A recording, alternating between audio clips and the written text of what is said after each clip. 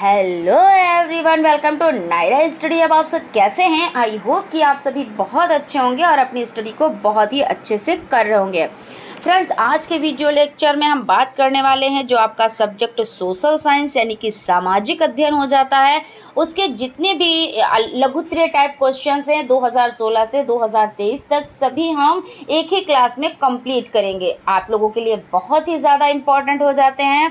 सो आप लोग बिना स्किप किए हुए चीज़ों को देखिएगा और उससे बेनिफिट लीजिएगा, ठीक है। इसके बाद में जो क्लास आपकी आएगी सामाजिक अध्ययन की, तो उसमें आपके जितने भी बहुविकल्पीय टाइप क्वेश्चंस, अति लघुत्तरीय टाइप क्वेश्चंस और लघुत्तरीय टाइप क्वेश्चंस होंगे, वो सभी आपको एक ही क्लास में प्रोवाइड हो जाएंगे जो आपको महामैराथन के नाम से मिलेगी क्लास, ठीक है ना। और बाकी उनकी क्लासेस की प्लेलिस्ट बन चुकी है जो आप लोग अच्छे से देख सकते हैं और उसको कंप्लीट कर सकते हैं सीरियल वाइज चीज़ों को, ठीक है।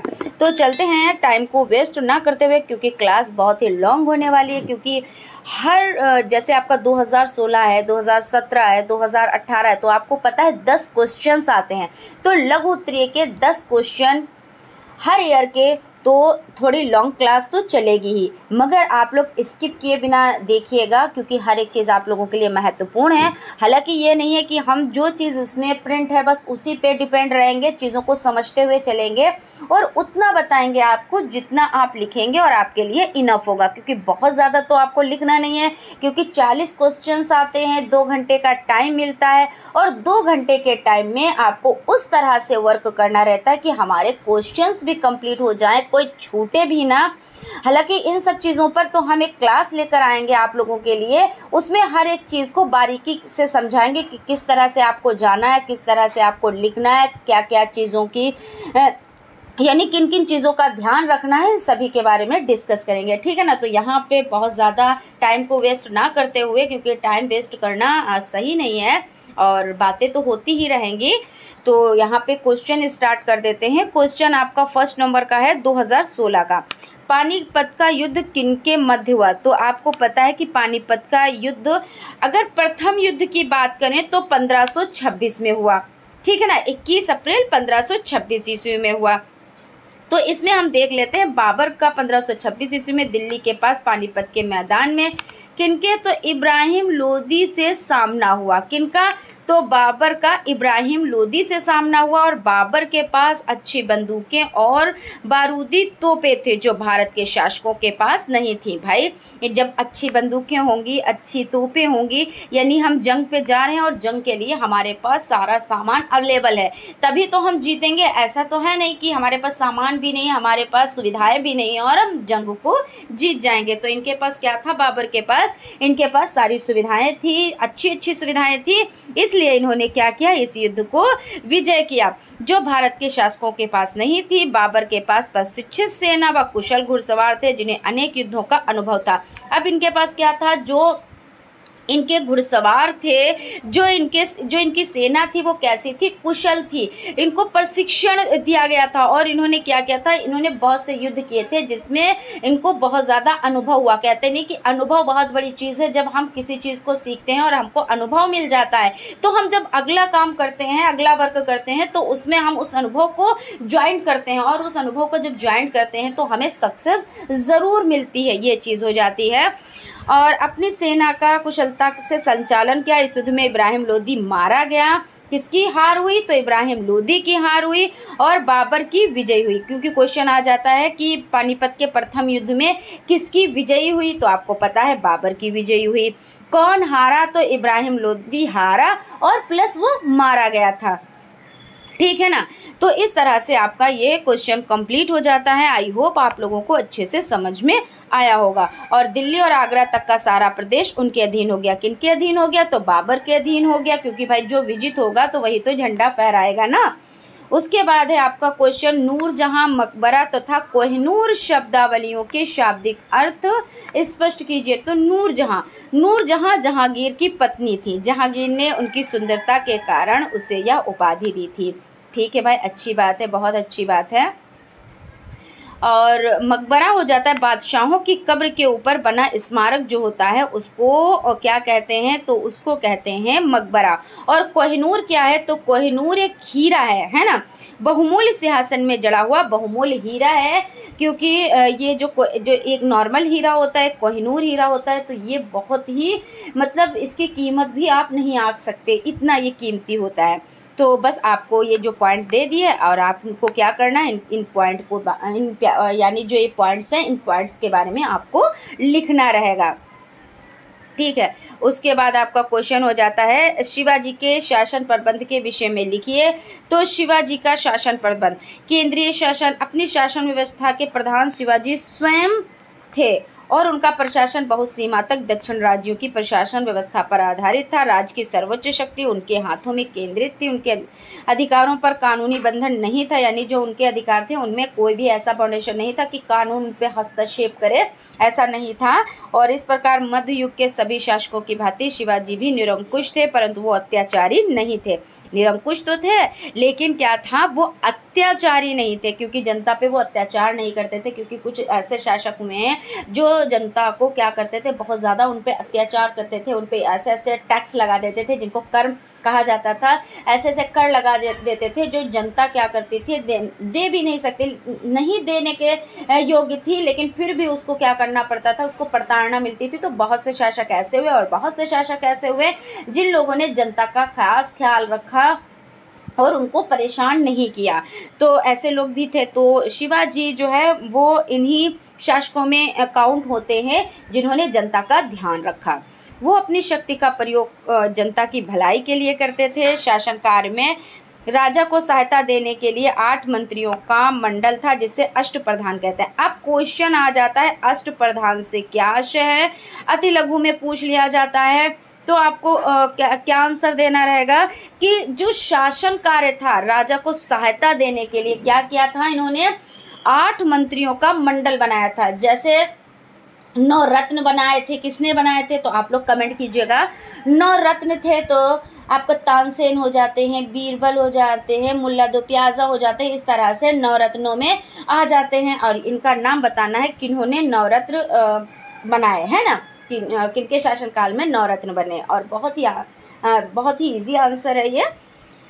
तो इसी तरह से इन्होंने क्या किया, मंत्रियों का मंडल बनाया था जिसे अष्टप्रधान कहते थे। तो ये भी इनको क्या करते थे, मशवरा देते थे, इनके जो शासन का कार्य होता था उसको क्या करते थे, उसकी देखभाल अच्छे से करते थे। प्रांतीय शासन, तो शिवाजी का साम्राज्य बहुत विशाल तो नहीं था, मतलब बहुत बड़ा नहीं था, लेकिन उनका शासन प्रबंध केवल केंद्रीय सरकार द्वारा संभव नहीं था, इसलिए शिवाजी ने प्रांतीय शासन की व्यवस्था की थी। शिवाजी ने अपने साम्राज्य को 4 प्रांतों में विभक्त किया था।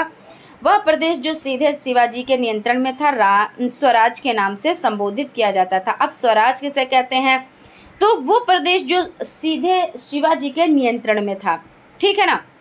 तो इस तरह से आप लिख सकते हैं। उसके बाद है स्थानीय शासन, तो प्रत्येक प्रांत को कई परगनों में तथा परगनों को ग्रामों में विभक्त किया गया था। ग्राम शासन की सबसे छोटी इकाई थी। ग्राम का मुखिया पटेल कहलाता था। प्रत्येक परगने में वेतन प्राप्त अधिकारी भी होते थे, जिनको वेतन दिया जाता था वो अधिकारी होते थे। और ग्राम का मुखिया कौन कहलाता था, तो ग्राम का मुखिया जो है पटेल कहलाता था। अब सैनिक व्यवस्था कैसी थी, इतना इनफ है, ठीक है ना। और शिवाजी की सेना का संगठन मुगल सेना की अपेक्षा कहीं अधिक सुदृढ़ था। शिवाजी का सैन्य संगठन इस प्रकार था। अश्व सेना का विशेष महत्व था। किलों का प्रबंध कराया गया था। सेना में कठोर अनुशासन प्रणाली लागू थी और चातुर्यपूर्ण गुरिल्ला युद्ध प्रणाली भी थी यहाँ पे। तो इस तरह से इनकी जो शासन व्यवस्था थी वो बहुत ही अच्छी थी। नेक्स्ट क्वेश्चन पर चलते हैं। महाद्वीप किसे कहते हैं, सभी महाद्वीपों के नाम लिखिए। तो महाद्वीप से आशय होता है कि पृथ्वी की संरचना से पहले 200 करोड़ वर्ष पृथ्वी एक महाद्वीप था, जिसे पेंजिया कहते थे। पेंजिया देखिए बहुत ही इम्पोर्टेंट है ये। पेंजिया किसे कहते थे, तो पृथ्वी एक महाद्वीप था और उसे क्या कहा जाता था, पेंजिया। पृथ्वी के अंदर की प्लेट के खिसकाव से धरातल के ऊंचे उठे हुए भाग नए महाद्वीप कहलाए। आज 7 महाद्वीप है। जैसे पृथ्वी पर कोई ऊंचे उठ जाते हैं ना भाग, तो उनको ही महाद्वीप कहा जाता है। जैसे एशिया महाद्वीप, यूरोप महाद्वीप, उत्तरी अमेरिका महाद्वीप, दक्षिणी अमेरिका महाद्वीप, अफ्रीका महाद्वीप, ऑस्ट्रेलिया महाद्वीप, अंटार्कटिक महाद्वीप। इसको आप याद कैसे करेंगे? तो ट्रिक के माध्यम से। और ट्रिक हम शॉर्ट में ट्रिक डालते हैं, तो आप लोग वहाँ पे जाएं, आप लोग प्लेलिस्ट में, वहाँ पे आपको मिल जाएगी। आप प्लेलिस्ट में जाएंगे, जैसे ही शॉर्ट पे क्लिक करेंगे वहाँ पे आपको इनकी ट्रिक्स मिल जाएगी, जिसको आप बहुत अच्छे से याद कर सकते हैं और कभी भी ना भूलने वाली ट्रिक्स होती हैं। और ट्रिक्स इसीलिए यूज़ ही की जाती हैं। लोहा कितने प्रकार का होता है, हम यहाँ पे इसलिए बहुत ज़्यादा एक्सप्लेन नहीं कर रहे हैं क्योंकि आपको पता है कि ये क्लास काफ़ी लेंथी होने वाली है, तो काफ़ी लॉन्ग चलेगी, इसलिए हम क्या कर रहे हैं, बहुत ज़्यादा एक्सप्लेन नहीं कर रहे हैं। ठीक है, अब देखेंगे लोहा कितने प्रकार का होता है। हमारे जीवन में धातुओं का उपयोग बताएं तो लोह धातु में अन्य पदार्थों के मिले होने से इसे लोह अयस्क कहते हैं। लोह धातु को इसकी मजबूती के आधार पर मैग्नेटाइड, हेमेटाइड, लिमोटाइड और सिडेराइड 4 प्रकार होते हैं। अब आपसे पूछेंगे कि लोहे के कितने प्रकार होते हैं, उनके नाम लिखें। तो लोहे के 4 प्रकार होते हैं, मैग्नेटाइड, हेमेटाइड, लिमोनाइट और सिडेराइड। वेरी वेरी इंपॉर्टेंट आपका हो जाता है। लघु में भी तो आता ही आता है, प्लस बहुविकल्पी और अति लघु में पूछ लिया जाता है। उपयोग क्या होता है, आपको लोहे का उपयोग पता है। लोह धातु का विभिन्न कार्यों में प्रयोग होता है। इसी प्रकार अन्य धातुएं जैसे तांबा, टिन, पतला सीसा, चांदी, सोना, मैग्नीज, कोबाल्ट, सीसा आदि का औद्योगिक तथा सामान्य जीवन के हर क्षेत्र में उपयोग किया जाता है। उसके बाद है संचार। संचार क्या होता है, जैसे हम अपनी बातों को आप तक पहुंचा रहे हैं, आप अपनी बातों को हम तक पहुंचाएं, तो ये क्या होता है, एक दूसरे से आदान प्रदान करना बातों का, तो वो क्या होता है, संचार होता है। और इसके माध्यम कौन कौन से होते हैं, जैसे टेलीविज़न हो गया, आपका लैपटॉप हो गया, कंप्यूटर हो गया, मोबाइल हो गया, रेडियो हो गया, ये सब क्या है, संचार के माध्यम है। तो आप इस तरह से लिख सकते हैं। तो यहाँ पे चलते हम ये भी देख लेते हैं। संचार से आशय शब्दों, पत्रों, सूचनाओं तथा संदेशों द्वारा विचारों एवं शब्दों के विनिमय से होता है। संचार एक निरंतर चलने वाली प्रक्रिया है। संचार में सभी चीज़ें शामिल हैं जिनके माध्यम से व्यक्ति अपनी बात दूसरे व्यक्ति के मस्तिष्क में डालता है। जैसे भाई आपका न्यूज़पेपर है, वो भी तो संचार का माध्यम है। भाई आपके मस्तिष्क में वो चीज़ें डालता है ना। यह अर्थ का पुल है जिसके अंतर्गत कहने, सुनने और समझने की व्यवस्थित तथा निरंतर प्रक्रिया सम्मिलित होती है। संचार द्विमार्गीय प्रक्रिया है। सूचना एवं संचार प्रौद्योगिकी द्वारा प्रदत्त विभिन्न साधन लाभप्रद है। इंटरनेट, इस सुविधा के माध्यम से आप प्राथमिक स्तर से लेकर उच्च स्तर की शिक्षा से संबंधित जानकारी प्राप्त कर सकते हैं। बिल्कुल सही बात है। और यहाँ पे आप लिख सकते हैं, ऐसा नहीं है कि हम इसको पूरा पढ़ें और आप चीज़ों को समझें और बहुत लैंदी चीज़ों को ना ही लिखें तो ज़्यादा बेहतर है। बस यह चीज़ों को आप समझ लें कि किसको क्या कहते हैं, किसका उपयोग क्या है ना, कहाँ पे हम उसका उपयोग कर सकते हैं, ये सभी चीज़ें हैं। और यहाँ पे हम देख लेते हैं, प्राप्ति का मुख्य साधन बन गया। वर्तमान समय में प्रत्येक विद्यालय, शिक्षा कक्ष, प्रत्येक ऐसा संस्थान जहाँ शिक्षा प्राप्ति से संबंधित क्रियाकलाप किया जा रहा है में इसकी अनुपस्थिति अनिवार्य हो गई है। भाई बिल्कुल अनुपस्थिति अनिवार्य हो गई। प्रत्येक प्रशिक्षण अपने शिक्षण कार्य में इस सुविधा का प्रयोग कर रहे हैं, बिल्कुल कर रहे हैं भाई। यहाँ पे आपका वीडियो डिस्क हो जाता है, इसका भी बहुत महत्व है। इस सुविधा द्वारा छात्र अध्ययन से संबंधित पाठ्य सामग्री को इस वीडियो डिस्क से संग्रहित कर लेते हैं। वीडियो डिस्क में क्या होता है, इकट्ठा कर लेते हैं और बाद में जब उसको नीड होती है तो यूज़ करते हैं, यही है ना। और कंप्यूटर देखिए क्या है भाई, शिक्षा निर्देशन की प्रक्रिया को कंप्यूटर के प्रयोग द्वारा बिल्कुल बदल दिया गया है। आज कैसा है, क्योंकि कंप्यूटर ने इतना आसान बना दिया है हर एक चीज़ को। आप जो काम कहते हैं कि बहुत ज़्यादा लंबा टाइम लगता था, बहुत ज़्यादा समय लगता था, आज क्या है, मिनटों और सेकंडों में वो वर्क हो जाता है। आज प्रदेश के प्रत्येक माध्यमिक विद्यालय में लेकर इंस्टीट्यूशन, नवोदय विद्यालय, जहाँ तक कि प्रत्येक प्राइवेट विद्यालयों की कक्षाओं में इनका प्रयोग किया जा रहा है। और कंप्यूटर को शिक्षण पाठ्यक्रम का एक महत्वपूर्ण अंश माना जाने लगा है। बिल्कुल, क्योंकि आज क्या है, हम कंप्यूटर पे बैठे हैं, लैपटॉप पे बैठे हैं या मोबाइल पे बोलने से सब कुछ होता है। हम बोलकर हर एक चीज़ को मंगा रहे हैं, उससे हम सुविधाएं प्राप्त कर रहे हैं। मान लीजिए आप कोई भी ऐसा वर्ड है जिसमें आप फंस गए या कुछ भी A to Z, मतलब दुनिया की कोई भी चीज़ आप इसमें बोल दें, वो चीज़ आपके सामने आ जाएगी।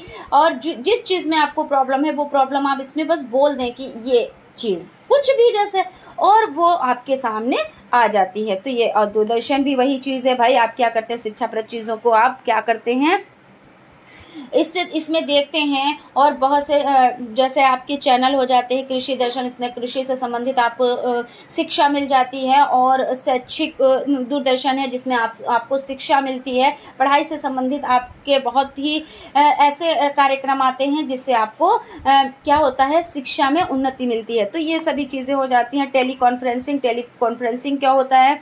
तो टेलीकॉन्फ्रेंसिंग एक ऐसी प्रक्रिया है जिसके द्वारा दो या दो से अधिक क्षेत्रों से कई व्यक्ति किसी समस्या या विषय पर एक दूसरे से संचार, अपने विचारों का आदान प्रदान कर सकते हैं। इस तकनीक में टेलीविज़न, रेडियो उपग्रह, इलेक्ट्रॉनिक बोर्ड, वीडियो टैक्स आदि का प्रयोग किया जाता है। देखिए टेलीकॉन्फ्रेंसिंग से तो यही तो है कि भाई आप एक स्थान पर बैठे हैं और हम दूसरे स्थान पर बैठे हैं और हम चीज़ों का आदान प्रदान कर रहे हैं, अपने विचारों का आदान प्रदान कर रहे हैं। रेडियो भी इसी तरह का साधन है। आधुनिक संचार के सभी माध्यम में रेडियो सर्वसुलभ माध्यम है। सन 1962 ईस्वी में भारत की एक विनिमय प्रसारण सेवा के लिए भारत सरकार तथा एक निजी इंडियन ब्रॉडकास्टिंग कंपनी के बीच एक समझौता हुआ। क्या समझौता हुआ? कि इसमें ये चीज़ हुई कि जैसे आपका ये कैसी सामग्री है, ये आपकी श्रव्य सामग्री है जिसको आप सुन सकते हैं। और जब आप सुन सकते हैं तो इसमें शिक्षाप्रद बहुत से ऐसे प्रोग्राम आने लगे। जैसे आप FM चैनल आप देखते तो उसमें कितने शिक्षाप्रद क्वेश्चन भी पूछे जा रहे हैं और आपको ये भी है कि आप आंसर बताएं। और हर एक चीज़ शिक्षाप्रद चीज़ें भी आ रही है, मनोरंजन से संबंधित चीज़ें भी आ रही हैं। तो इस तरह से बहुत सी चीज़ें हैं इसमें। और क्या हुआ, 1962 इसमें भारत सरकार में नियमित प्रसारण सेवा के लिए भारत सरकार तथा निजी संस्था इंडियन ब्रॉडकास्टिंग कंपनी के बीच में एक समझौता हुआ। यानी क्या हुआ कि प्रसारण के लिए, ठीक है ना। तो यहाँ पे आपका हो जाता है। और बढ़ती जनसंख्या से हम किस प्रकार प्रभावित होते हैं, स्पष्ट कीजिए भाई। ये तो बहुत बड़ी समस्या है हमारे सम्मुख, बढ़ती जनसंख्या। तो इस पे बात कर लेते हैं। जनसंख्या के बढ़ने से देश आर्थिक दृष्टि से कमज़ोर होने लगा है। प्रति व्यक्ति आय में कमी हो जाती है। लोगों के रहन सहन का स्तर गिरने लगता है। अधिक जनसंख्या के कारण बेरोजगारी, अशिक्षा, कुपोषण, साधनों का अधिक शोषण, पर्यावरण प्रदूषण जैसे अनेक समस्याएं उत्पन्न हो जाती है। बढ़ती हुई जनसंख्या से आम आदमी के जीवन की गुणवत्ता का स्तर गिरने लगता है। जैसे कहने का मतलब ये हो जाता है, जब जनसंख्या बढ़ती है, कुछ अभी भी ऐसे परिवार हैं, अशिक्षित परिवार हैं, जहाँ पे क्या होता है, जिनके एक परिवार में 5-5 परिवारों के बच्चे होते हैं। जैसे 10 बच्चे हैं, 9 बच्चे हैं, 8 बच्चे हैं। और अगर आप उनसे कह दो कि इतना बड़ा परिवार, तो कहते हैं कि ऊपर वाले की देन है, ठीक है। मगर ऐसा कुछ भी नहीं है भाई। अगर बड़ा परिवार होगा, 8 से 10 बच्चे होंगे, 2 जन आप हो और आपके मम्मी पापा, यानी अगर एक जॉइंट फैमिली है तो एक परिवार में 12, 13, 15 लोग रह रहे हैं और कमाने वाला एक है और खाने वाले 15 लोग हैं। तो आप बताओ, क्या आर्थिक स्थिति बिगड़ेगी? नहीं। क्यों नहीं भाई बिगड़ेगी। उसके बाद क्या हुआ, अगर मान लीजिए 4 बेटे हैं, उसमें 5 बेटे हैं और 2-4 बेटियां भी हैं, तो क्या होगा, 4 बेटे हैं। अब आपका घर छोटा सा है, अब उसको क्या करेंगे, आप पार्ट्स में बांटेंगे। और पार्ट्स में बांटेंगे तो क्या होगा, रहने की प्रॉब्लम होगी। उसके बाद जब ज़मीन बचेगी ही नहीं, तब क्या करेंगे, आप पेड़ पौधों को काटेंगे। जब पेड़ पौधों को काटेंगे तो क्या होगा, आज की जो दशा हो रही है, इतनी गर्मी, ऐसा लगता है कि जान निकली जा रही है। इतनी सुविधाएं होते हुए भी आज लोग AC में बैठे हुए हैं, लेकिन फिर भी क्या है, वो ज़रा सा भी बाहर निकलते हैं तो उनको इतनी प्रॉब्लम्स हो रही हैं कि कहते हैं कि मतलब जो झेली नहीं जा रही हैं। तो इन सभी का कारण क्या है भाई, बढ़ती हुई जनसंख्या बहुत बड़ा एक कहते नहीं, एक बहुत बड़ी समस्या बन गई है हमारे सम्मुख, जिससे हमारी आर्थिक स्थिति भी बहुत ज़्यादा बिगड़ रही है। अब जिस लिमिट में, यानी क्या कहते हैं, लिमिट तो नहीं उसको कह सकते, जिस तादाद में जनसंख्या बढ़ रही है उस तादाद में रोज़गार तो नहीं है, उस तादाद में क्या है, काम तो नहीं है, लेकिन क्या है, जनसंख्या ज़्यादा बढ़ रही है। अब उनको खाने को भी देना है ना। तो क्या है, तो यहाँ पे बहुत बड़ी एक प्रॉब्लम बन गई है। तो कहते हैं कि हमको किस तरह से प्रभावित कर रही है, तो हमें बहुत तरह से प्रभावित कर रही है। और यहाँ पे आप ये देख सकते हैं पॉइंट्स की प्रदूषण, पर्यावरण भी प्रदूषण हो रहा है भाई। क्यों नहीं प्रदूषित हो रहा है, क्योंकि जितनी जनसंख्या बढ़ेगी तो प्रदूषित तो होगा ही ना। जहाँ पे ज़्यादा लोग होंगे वहाँ पे गंदगी भी होगी, वहाँ पे पेड़ पौधे भी विनाश कर दिए जाएंगे, मतलब हर एक चीज़। तो इस पे क्या होना चाहिए, इसमें लगाम लगानी चाहिए। उसके बाद है जल का आर्थिक महत्व तो बताएं। बहुत ज़्यादा डिटेल में नहीं जा रहे हैं, उतने ही समझा रहे हैं जितना इनफ है। बाकी अगर इस टॉपिक पे बात करने के लिए अगर बात करने लगे ना तो 1-2 घंटे तो चाहिए, फिर भी चीज़ें कंप्लीट नहीं हो पाएंगी, ठीक है ना। जल का आर्थिक महत्व क्या है, तो घरेलू कार्यों में, वाणिज्य उद्योग में, औद्योगिक उपयोग में, तो यहाँ पे समझ लेते हैं कि पीने के लिए, कपड़े धोने के लिए, भोजन बनाने के लिए, शौचालय, स्नानालयों एवं प्रशीतल हेतु जल की बड़ी मात्रा की आवश्यकता होती है। वाणिज्य उद्योग में होटल, सिनेमा, दुकानों, विद्यालयों में उपयोगी, औद्योगिक उपयोग में, वृहद उद्योगों में अपना स्वयं का जल स्रोत होता है। उद्योगों में विभिन्न क्रियाओं हेतु जल की आवश्यकता पड़ती है। तो भाई बिल्कुल सही बात है कि जल हमें, देखिए हम पीने के लिए भी उसका यूज़ करते हैं, कपड़े धोने के लिए भी यूज़ करते हैं, भोजन के लिए भी यूज़ करते हैं। तो हमें क्या करना चाहिए, हमें जल को बचाना चाहिए। ऐसा नहीं है कि आज जिनके यहाँ देखिए बोरिंग वगैरह है, समरसेबल लगे हुए हैं, तो वो लोग क्या करते हैं, स्विच ऑन करते हैं और रोड्स धोते हैं, घर धोते हैं, फर्श धोते हैं। अरे कुछ कहने को नहीं, ऐसा लगता है कि सारी जागीर उन्हीं को मिल गई है, वो कुछ भी कर सकते हैं। लेकिन आज अगर हम लोगों ने इन चीज़ों को नहीं रोका, जिस तरह से जनसंख्या को नहीं रोका, तो क्या होगा, हमारे आने वाले वक्त में इतनी बड़ी प्रॉब्लम होगी जिसका अंदाज़ा भी नहीं लग सकता। इसी तरह से जल का है, अगर जल को अच्छे से यूज़ नहीं किया, उसका क्या कहते हैं कि उपयोग अच्छे ढंग से नहीं किया, उसको बर्बाद किया, तो ऐसी प्रॉब्लम आएगी कि पीने के लिए तक जल नहीं मिलेगा, है ना। जो लोग क्या करते हैं, एक बाल्टी का काम है अगर नहाने के लिए, तो 10 बाल्टी पानी का यूज़ करते हैं, है ना। जो लोग क्या करते हैं, कपड़े धोने के लिए थोड़े से पानी में अगर धुल जाता है तो उसको क्या करते हैं, 10 बाल्टियों से कपड़े धोए जाते हैं। तो ये सभी चीज़ें क्या है, ये प्रॉब्लम ही आने वाली है, उसके सिम्टम्स मिल रहे हैं। जैसे कहते हैं कि भविष्यवाणी क्या होती है, कोई मान लीजिए, हम ये किसी को नहीं कह रहे हैं, हम सिर्फ एक एग्जाम्पल दे रहे हैं। जैसे मान लीजिए कोई हाथ देख लेता है या कोई भविष्यवाणी बता लेता है, वो कैसे बताएगा। मान लीजिए आप DL.ED कर रहे हो, ठीक है ना, यहाँ पे थोड़ा सा लॉन्ग हो जाएगा लेकिन चीज़ें समझ में आनी चाहिए। मान लीजिए आप DL.ED करो, तो वो आपका हाथ देखेगा, जो देख लेता है वो बताएगा कि तुम शिक्षक बन जाओगी। तो भाई जाहिर सी बात है, तुम ही क्या बता रहे हो भाई, मैं DL.ED इसीलिए तो कर रहा हूँ या कर रही हूँ कि शिक्षक बनने के लिए। तो ये भविष्यवाणी इस तरह से होती है, ठीक है। जैसे कहा कि तुम 20 साल के बाद बूढ़ी हो जाओगी, तुम्हारे बाल सफ़ेद हो जाएंगे। भाई ये तो सही ही बात है, क्योंकि 20 साल के बाद तो बूढ़ा होना ही होना है, 20 साल के बाद बाल तो सफ़ेद होने, स्किन में क्या है, झुर्रियाँ तो पड़ ही जानी है। तो ये कौन सी बात है कि आपने भविष्यवाणी की। लेकिन क्या है कि पता है सभी को ये चीज़ें कि ऐसा होगा, इतने ईयर की हो गई हो, अगर इतने ईयर और आपके हो जाएंगे तो आप में ये चीज़ें आ जाएंगी। तो ये भविष्यवाणी नहीं, जो चीज़ हम आज देख रहे हैं उसकी हम कल्पना कर रहे हैं कि ये चीज़, वो कल्पना भी है, वो रियलिटी भी है कि वो चीज़ ऐसी होनी है। तो बस यही चीज़ यहाँ पे आज जिस तरह से हम लोग क्या कर रहे हैं, ये भविष्यवाणी है कि जिस तरह से जल को बर्बाद कर रहे हैं, इस तरह से क्या होगा, पीने के लिए तक जल नहीं मिल पाएगा। और आज देखिए 15-15 रुपये में, 25-25 रुपये में छोटी छोटी बोतल मिल रही हैं पीने के लिए। क्या कभी आपने सोचा था कि जल बिकेगा भी। जो पहले लोग कहते थे कि जो ये कह देता था तो उसको लोग बहुत बहुत बुरा कहते थे, बहुत पागल जैसा कहते थे कि ये पागल हो गया। जल भी कोई बिकने वाली चीज़ है, जहाँ पे जाओ कुएं से पानी निकाल लो, समुद्र से पानी निकाल लो, तालाब से निकाल लो, नल से निकाल लो, है ना। लेकिन आज क्या है, आप सभी के सामने वो चीज़ है और आप सभी लोग बाहर निकलते होंगे तो खरीद के जल पीते होंगे, ठीक है ना। तो ये प्रॉब्लम आ गई है कि 15 रुपये में, 20 रुपये में, 25 रुपये में, 30 रुपये में बोतल बिक रहे हैं।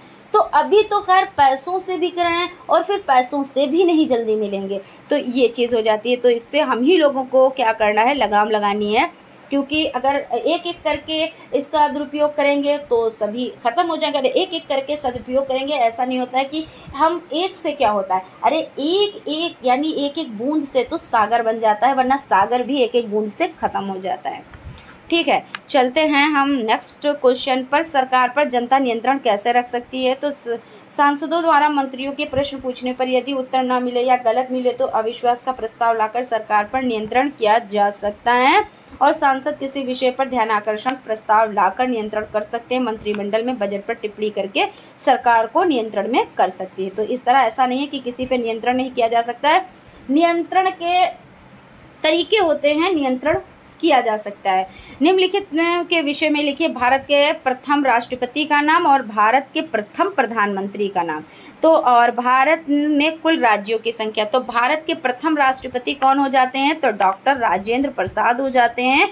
और भारत के प्रथम प्रधानमंत्री कौन हो जाते हैं, तो जवाहरलाल नेहरू हो जाते हैं। और भारत में कुल राज्यों की संख्या तो 28 हो जाती है, ठीक है ना। और यहाँ पे जम्मू कश्मीर एवं लद्दाख केंद्र शासित प्रदेश बन जाने के कारण वर्तमान में 28 राज्य हो गए और उत्तर प्रदेश की कुल जनपदों की संख्या 75 यानी कि 75 हो गई है, यानी है। ठीक है, चलते हैं नेक्स्ट क्वेश्चन की तरफ। इसमें आपके हो जाते हैं 2016 के तो कंप्लीट हो गए हैं, अब यहाँ पे 2017 के क्वेश्चंस को कंप्लीट करेंगे। क्वेश्चन आपका है शेरशाह द्वारा किए गए राजस्व संबंधी सुधारों का वर्णन कीजिए। तो शेरशाह ने प्रजा की भलाई का पूरा ध्यान रखा, क्योंकि अभी बताया कि कुछ राजा ऐसे हुए जिन लोगों ने क्या किया कि प्रजा की पूरी भलाई का ध्यान रखा। कुछ लोगों ने क्या किया, जनता पर यानी प्रजा पर बहुत ज़्यादा शोषण किए। तो आज उनका भी नाम है जिन्होंने शोषण किया, लेकिन उनका कैसे बुराई में नाम है। और जिन्होंने जनता की भलाई के लिए काम किया उनके लिए क्या है, अच्छे में वो गिने जाते हैं। यानी हमें कैसा होना चाहिए, हम कभी भी कोई भी काम करें तो अच्छे काम करें। अगर कहते नहीं कि यार ऐसा ही होता है, ऐसा कुछ भी नहीं होता है। जैसा हम करेंगे हमारा वो वैसे ही नाम रहेगा, हम दुनिया में रहें या ना रहें, ठीक है ना। लेकिन हमारा नाम तो हमेशा रहता है ना, हमेशा रहेगा। तो ये चीज़ हो जाती है। तो यहाँ पे खैर हम लोग बात कर रहे हैं शेरशाह द्वारा किए गए राजस्व संबंधी सुधारों के बारे में बात करेंगे। तो यहाँ पे हो जाता है शेरशाह ने प्रजा की भलाई का पूरा ध्यान रखा। उन्होंने राजस्व संबंधी कई सुधार किए। वह किसानों का हितैषी था। ये क्या है, किसानों के बारे में बहुत ज़्यादा सोचते थे, उनकी भलाई के बारे में सोचते थे और वर्क भी करते थे। सिर्फ सोचते ही नहीं थे, उनके लिए अच्छे अच्छे काम भी करते थे। उनसे भिन्न भिन्न भूमि के लिए भिन्न भिन्न कर निश्चित किए थे। किसानों की भूमि का आवंटन स्थायी रूप से किया। सरकार का निर्धारण उपज की किस्म देखकर किया जाता था। उसने अपने शासनकाल में सड़कों पर भी बहुत ध्यान दिया और किसान भूमि का विवरण लिखित रूप में सरकार को देते थे, जिसे कबूलियत कहा जाता था। देखिए यहाँ पे ये छोटे छोटे जो पॉइंट्स होते हैं ये बहुत इंपॉर्टेंट होते हैं।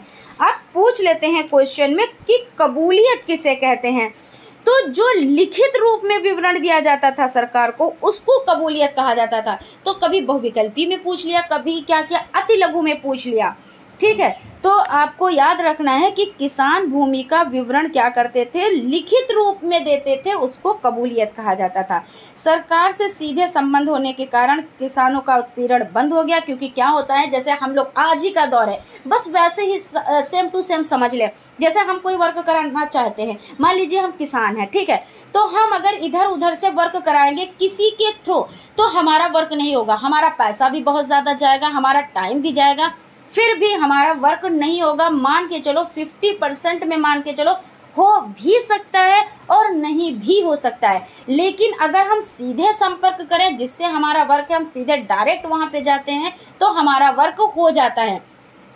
तो बस वही चीज़ थी यहाँ पे कि सरकार से सीधा संबंध जब हुआ तो क्या हुआ, वहाँ पे किसानों का जो उत्पीड़न था वो बंद हो गया। भाई सीधे सुनवाई होती है, लेकिन हमको रोकता कौन है, हमको जो इनके जो गार्ड वगैरह होते हैं या उनके थ्रू पहुंचा जाता है, वो लोग अंदर जाने ही नहीं देते हैं। और जब जाने ही नहीं देते तो वो अपने तरीके से हमसे क्या करते हैं, रिश्वत भी लेते हैं, बहुत ज़्यादा पैसा हमसे ले लेते हैं, इतना ले लेते हैं कि हम लोग देने में सक्षम भी नहीं होते, फिर भी देते हैं और उसके बाद हमारा काम भी नहीं हो पाता है। तो हमें क्या चाहिए, हमें डायरेक्ट जाके मिलना चाहिए, ना कि हमें ये जो दलाल वगैरह इधर उधर घूमा करते हैं, टहला करते हैं कि हम ये काम करा देंगे। अरे भाई तुम नहीं कराओगे, तुम हमको बेवकूफ़ बनाओगे सिर्फ। तो ये चीज़ है। तो यहाँ पे क्या था, सरकार से सीधा संबंध होने के कारण क्या हुआ, किसानों का जो उत्पीड़न था वो बंद हो गया था और कर यानी टैक्स जो होता है वो नगद रूप में दिया जाता था। और अकाल या संकट के कारण फसल का नुकसान होने पर सरकार द्वारा क्षतिपूर्ति की जाती थी, ठीक है ना।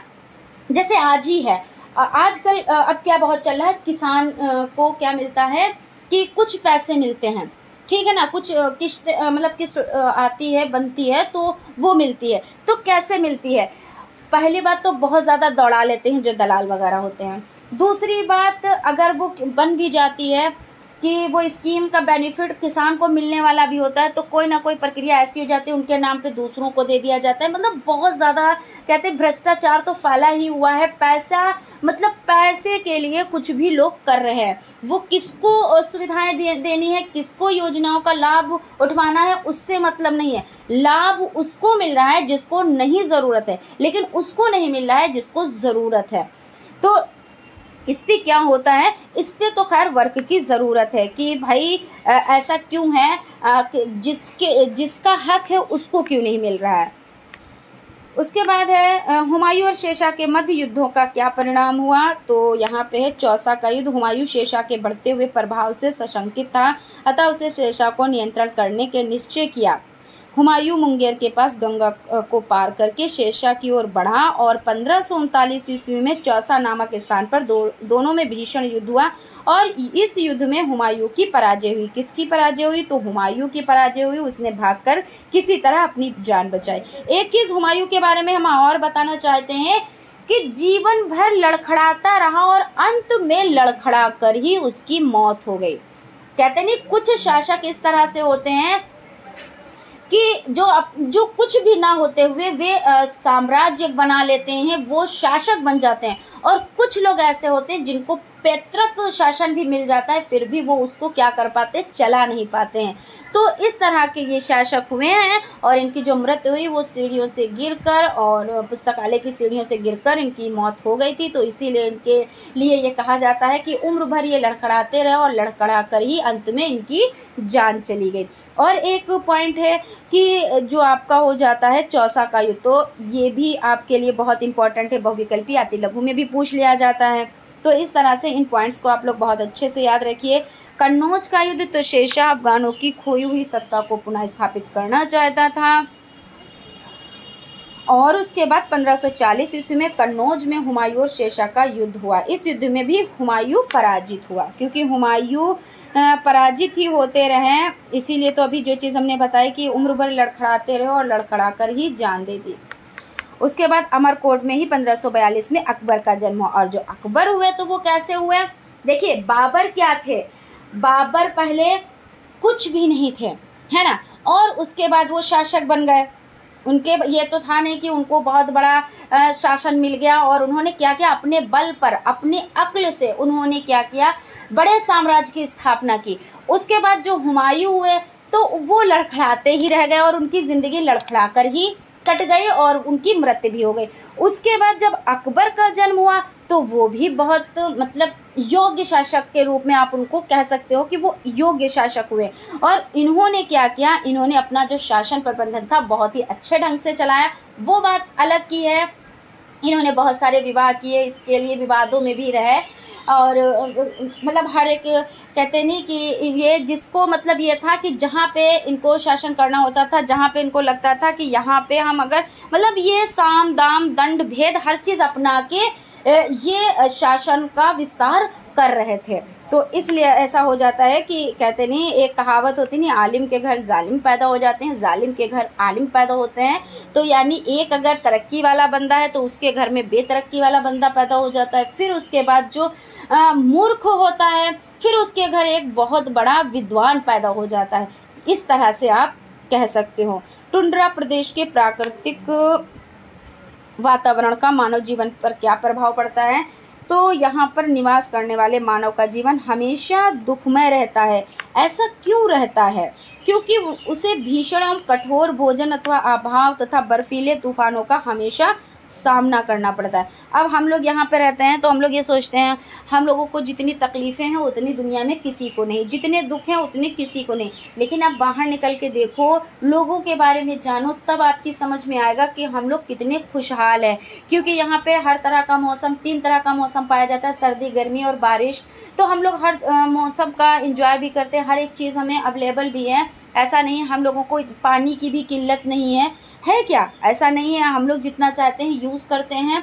लेकिन कहीं कहीं पर तो आपने देखा होगा, जैसे आप रेगिस्तानी इलाके में चले जाओ, वहाँ पे क्या है, पानी की इतनी किल्लत है कि भाई वहाँ के अनुकूल लोग ढले हुए हैं, है ना, लेकिन उनको परेशानी तो है। वहाँ पे लोगों को बहुत दूर दूर जाना पड़ता है, पानी की खोज में एक मटका सिर पे रख लेते हैं और चलते चले जाते हैं। जहाँ पे उनको पानी दिखा या लगा यहाँ पे हमको पानी मिल जाएगा, वहाँ पे ठहरते हैं।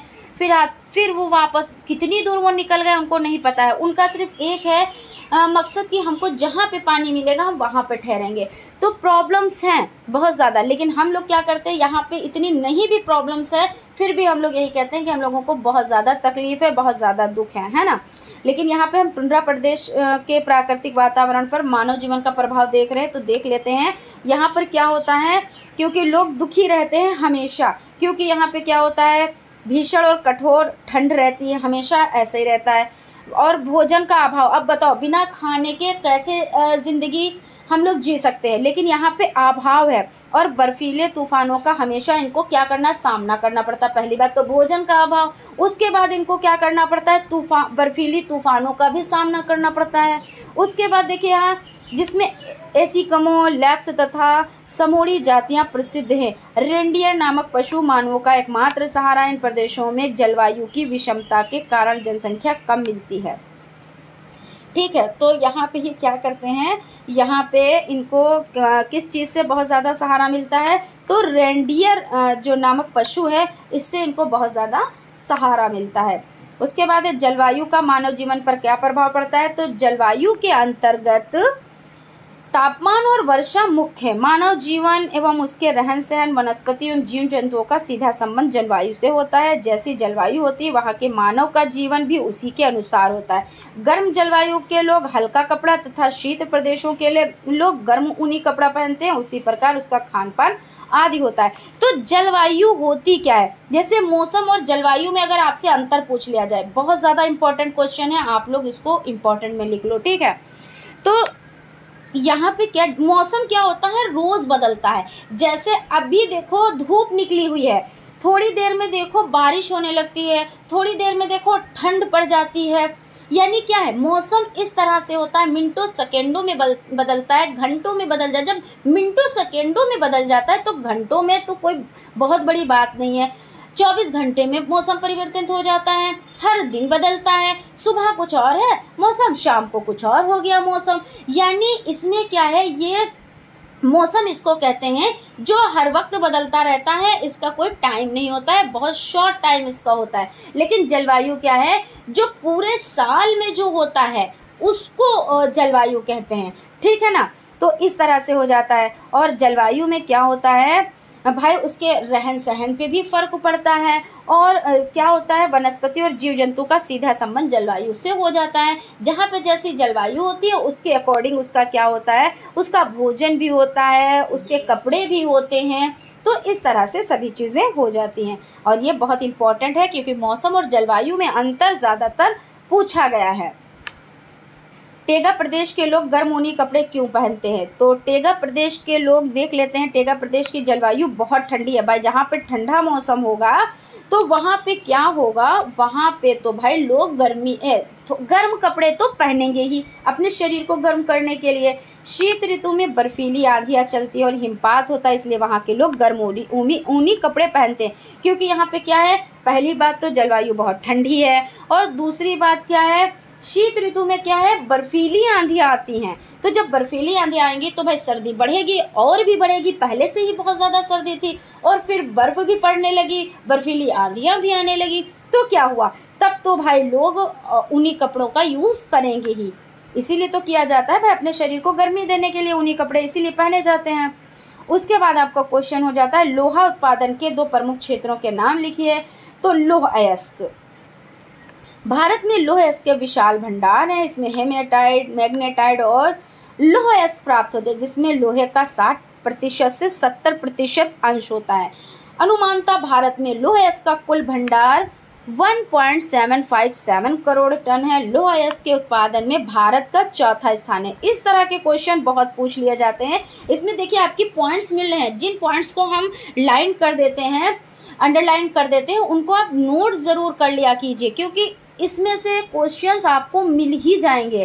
तो क्या है, भारत का 4था स्थान है किसमें, तो लौह अयस्क के उत्पादन में, अब आपसे पूछ लिया जाएगा लौह अयस्क के उत्पादन में भारत का कौन सा स्थान है, तो आपको पता है कि चौथा स्थान है, आपने फटाक से टिक कर दिया। या अति लघु उत्तरीय में पूछा तो आपने लिख दिया कि चौथा स्थान है।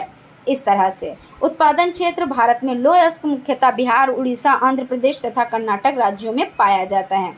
ये क्वेश्चंस बहुत ज़्यादा इंपॉर्टेंट हो जाते हैं। जैसे अभी हमने आपको एक बताया, ये टेगा प्रदेश वाला और टुंड्रा प्रदेश, जलवायु, ये बहुत ही ज़्यादा, जितना ज़्यादा इम्पोर्टेंट कहें उतना ही कम है, तो इनको बहुत अच्छे से देखिएगा। हालांकि ये पूरा क्लास ही आप लोगों के लिए इम्पॉर्टेंट है।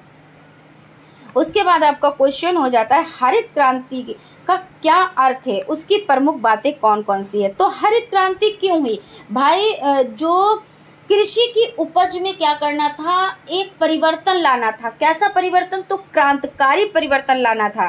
तो इसी के पर्पज से क्या हुआ, हरित क्रांति आई। तो यहाँ पे देख लेते हैं। और अगर हम बात करें कि भारत में किसने हरित क्रांति का शुभारंभ किया, तो MS स्वामीनाथन हो जाएंगे।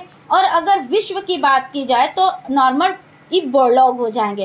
तो याद रखिएगा, जैसा क्वेश्चन हो आप वैसे उस पर टिक कीजिएगा, क्योंकि बड़ा कंफ्यूज कर देते हैं और वहाँ पे आप कंफ्यूज हो जाते हैं। अगर भारत पूछ ले तो MS स्वामीनाथन। और एक चीज़ ट्रिक से बता देते हैं कि देखिए भारत में कैसे नाम रखे जाते हैं, अपने यहाँ इस तरह से रखे जाते हैं। तो MS स्वामीनाथन, तो जैसे अपने यहाँ ये सब नाम रखे जाते हैं। और नॉर्मन बोरलॉग विश्व में है, तो वो मतलब समझ ले बाहर के हैं भाई, तो उस तरह के नाम रखे जाते हैं। तो सिंपल सी ट्रिक हो गई कि यहाँ के नाम से जोड़ते हुए आप करें MS स्वामीनाथन, है ना। यहाँ पे है वर्ष 1966-67 ईस्वी में, ये सन भी पूछ लिया जाता है। हरित क्रांति के माध्यम से कृषि उत्पादन के क्षेत्र में क्रांतिकारी परिवर्तन आया। क्वेश्चन ये भी आ जाता है कि हरित क्रांति का किससे संबंध है, तो आपको पता है कृषि से संबंध है, तो आप कृषि पे टिक कर देंगे। यानी देखिए एक क्वेश्चन में कितनी इंपॉर्टेंट चीज़ें मिलनी। पहली बात तो आपको सन मिल गया 1966-67, ऐसे सीधे डायरेक्ट पूछ लिया जाता है कि हरित क्रांति हुई तो किस सन में, तो आपको ये सन दे दिया जाएगा या 4 ऑप्शन दिए जाएंगे, उसमें आपको पता है 66-67, तो आप टिक कर देंगे। फिर हरित क्रांति का संबंध है किससे, तो उसमें बहुत सी चीज़ें लिखी होंगी, जैसे कृषि से है, रेशम उत्पादन से है ना, बकरी पालन से, कुछ भी ऐसे लिख देंगे तो आप कहोगे कि कृषि से है। उसमें क्या है, इस कार्यक्रम का मुख्य उद्देश्य क्या था, अच्छे बीज, खाद, सिंचाई तथा आधुनिक यंत्रों के उपयोग द्वारा कृषि उपज में तीव्र वृद्धि करना था। पहले लोग क्या करते थे, पुरानी तरीके से कृषि करते थे, 4-4, 5-5 दिनों में एक छोटे से खेत का हिस्सा जोत पाते थे, जैसे बैलों से और हल से, क्योंकि भाई उसमें बैलों के पीछे अपने आप को चलाना होता था। जिसके बल है वही हल चला पाएगा, कहने का मतलब यह है। तो जिसके बल था वही चला पाता था, और तब भी उसमें इतना टाइम लगता था क्योंकि भाई बैल अपनी स्पीड में चलेंगे, है ना, उनमें भाई जान होती है, तो वो भी अपनी ही स्पीड में चलेंगे।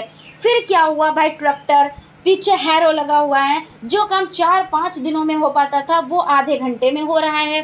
तो इससे क्या होगा, समय की भी बचत होगी, और जो समय की बचत होगी तो उस समय में आप दूसरा वर्क कर सकते हो, क्योंकि जिसके पास खेती होती है तो वो ऐसा नहीं है कि अपने उसी पे डिपेंड है। क्यों डिपेंड होगा भाई पूरी तरीके से, क्योंकि ये तो मौसमी है और फिर ये जुआ भी है। कृषि क्या कहलाती है, जुआ कहलाती है कि कभी आप फसल बो के आए हो, मतलब बीज डाल के आए हो, बारिश हो गई और सब चला गया। कभी क्या हुआ, फसल बन हो गई, तैयार हो गई, उसके बाद बारिश हो गई, और जिसमें पानी की ज़रूरत है उसमें बारिश नहीं हो रही, जिसमें बारिश की ज़रूरत नहीं है वहाँ पे बारिश हो रही है। यानी फुल तरीके से ये जुआ है। जैसे जुए में कहते नहीं है कि हारेंगे कि जीतेंगे पता नहीं है कुछ, तो बस ऐसे है। तो वो जो कृषक होते हैं वो क्या करते हैं, अपना एक अलग भी वर्क करते हैं, है ना, अपना अलग वर्क करते हैं, तो इससे इनकी जो आर्थिक स्थिति है वो बिगड़ती नहीं है। और वैसे भी किसान क्या होता है, उसकी आर्थिक स्थिति बहुत ज़्यादा अच्छी नहीं रह पाती है। तो आधुनिक यंत्रों के उपयोग द्वारा कृषि उपज में तीव्र वृद्धि से वृद्धि करना, और इसे ही हरित क्रांति कहते हैं। तो यानी जो कृषि में जो उपज में वृद्धि करने के लिए भाई अच्छे बीजों, अच्छे किस्म के बीज, पहले इतने अच्छे किस्म के बीज नहीं होते थे, जो मतलब खेत में भी जो फसल उगी फिर उसी को पका के उसी को जो है क्या करते थे, बीज बना के और फिर से वो उगाते थे। लेकिन फिर क्या हुआ, अच्छे अच्छे किस्म के बीज आए और अच्छी अच्छी सुविधाएं आई, तो इससे क्या हुआ, क्रांति हुई, तो ये हरित क्रांति कहलाई। ठीक है। उसके बाद है हरित क्रांति की मुख्य बातें क्या हो जाती हैं, तो आधुनिक उपज के लिए सुधरे हुए अच्छे बीजों का प्रयोग, गेहूं की उन्नत किस्म जैसे सरबती, सोनारा, कल्याण, सोना, हीरा तथा धान की किस्म। अब देखिए यहाँ पे पूछ लेते हैं, यहाँ पे ये ध्यान दीजिएगा, कभी सरबती, सोनारा, कल्याण, सोना, हीरा ये किसकी किस्में हैं, तो आपको पता है गेहूं की हैं, तो आप लिख दोगे गेहूं।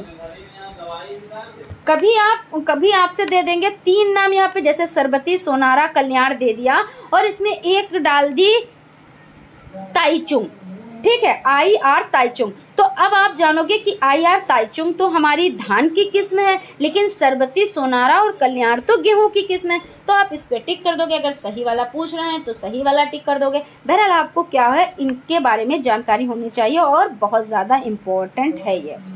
IR ताइचुंग 65 और यहाँ पे है जया, पद्मा, पंकज, जमुना, साबरमती, इस किस्मों का विकास व उपयोग किया जाता है। रासायनिक खादों जैसे ammonium sulphate, urea, super phosphate, potassium sulphate, diammonium phosphate तथा पोटेशियम नाइट्रेट का विकास व उपयोग किया गया है। जैविक खाद का उत्पादन बढ़ाना जैसे कंपोस्ट की खाद, हरी खाद, नीम की खली की खाद इत्यादि हो जाते हैं। उसके बाद चलते हैं नेक्स्ट क्वेश्चन की तरफ। क्वेश्चन आपका हो जाता है राज्यसभा की रचना पर प्रकाश डालिए। तो राज्यसभा का दूसरा नाम, इस संसद का दूसरा नाम ही राज्यसभा है। आप कहेंगे संसद का दूसरा नाम बताएं। संसद, यहाँ पे थोड़ा सा, संसद का दूसरा नाम बताएं। तो संसद का दूसरा नाम क्या है, तो राज्यसभा हो जाता है। इसके सदस्यों की संख्या अधिक से अधिक 250 हो सकती है। कितनी हो सकती है, देखिए इसमें कितने पॉइंट्स आपको मिल रहे हैं। इसमें से 12 सदस्यों के नाम राष्ट्रपति अपनी ओर से नामित करता है। ये सदस्य अपने किसी न किसी कार्य के लिए प्रसिद्ध होते हैं। इन सदस्यों को राष्ट्रपति साहित्यकारों, वैज्ञानिकों, कलाकारों तथा समाज सेवाओं में भी चुनकर भेजता है।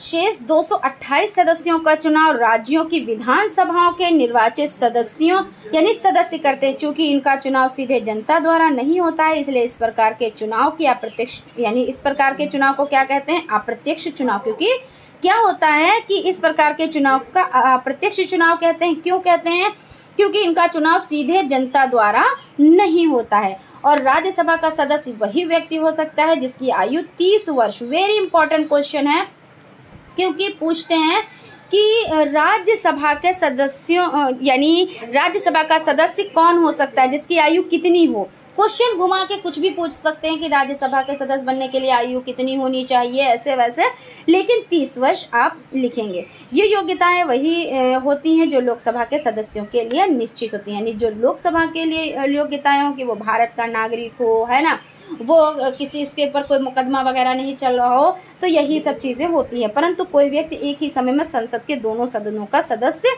नहीं हो सकता, यानी एक सदन का हो सकता है, दोनों सदनों का नहीं हो सकता है। लोकसभा के 4 कार्य, तो कानून बनाना होता है और मंत्री परिषद के कामों पर अपना नियंत्रण रखना होता है, कानून में संशोधन करना होता है, जनता पर कर लगाने और खर्च करने का निर्णय किसका होता है, तो लोकसभा का ही होता है कि जनता पर कर लगाया जाए और उस पर जो है खर्च करने का निर्णय किसका, तो लोकसभा का।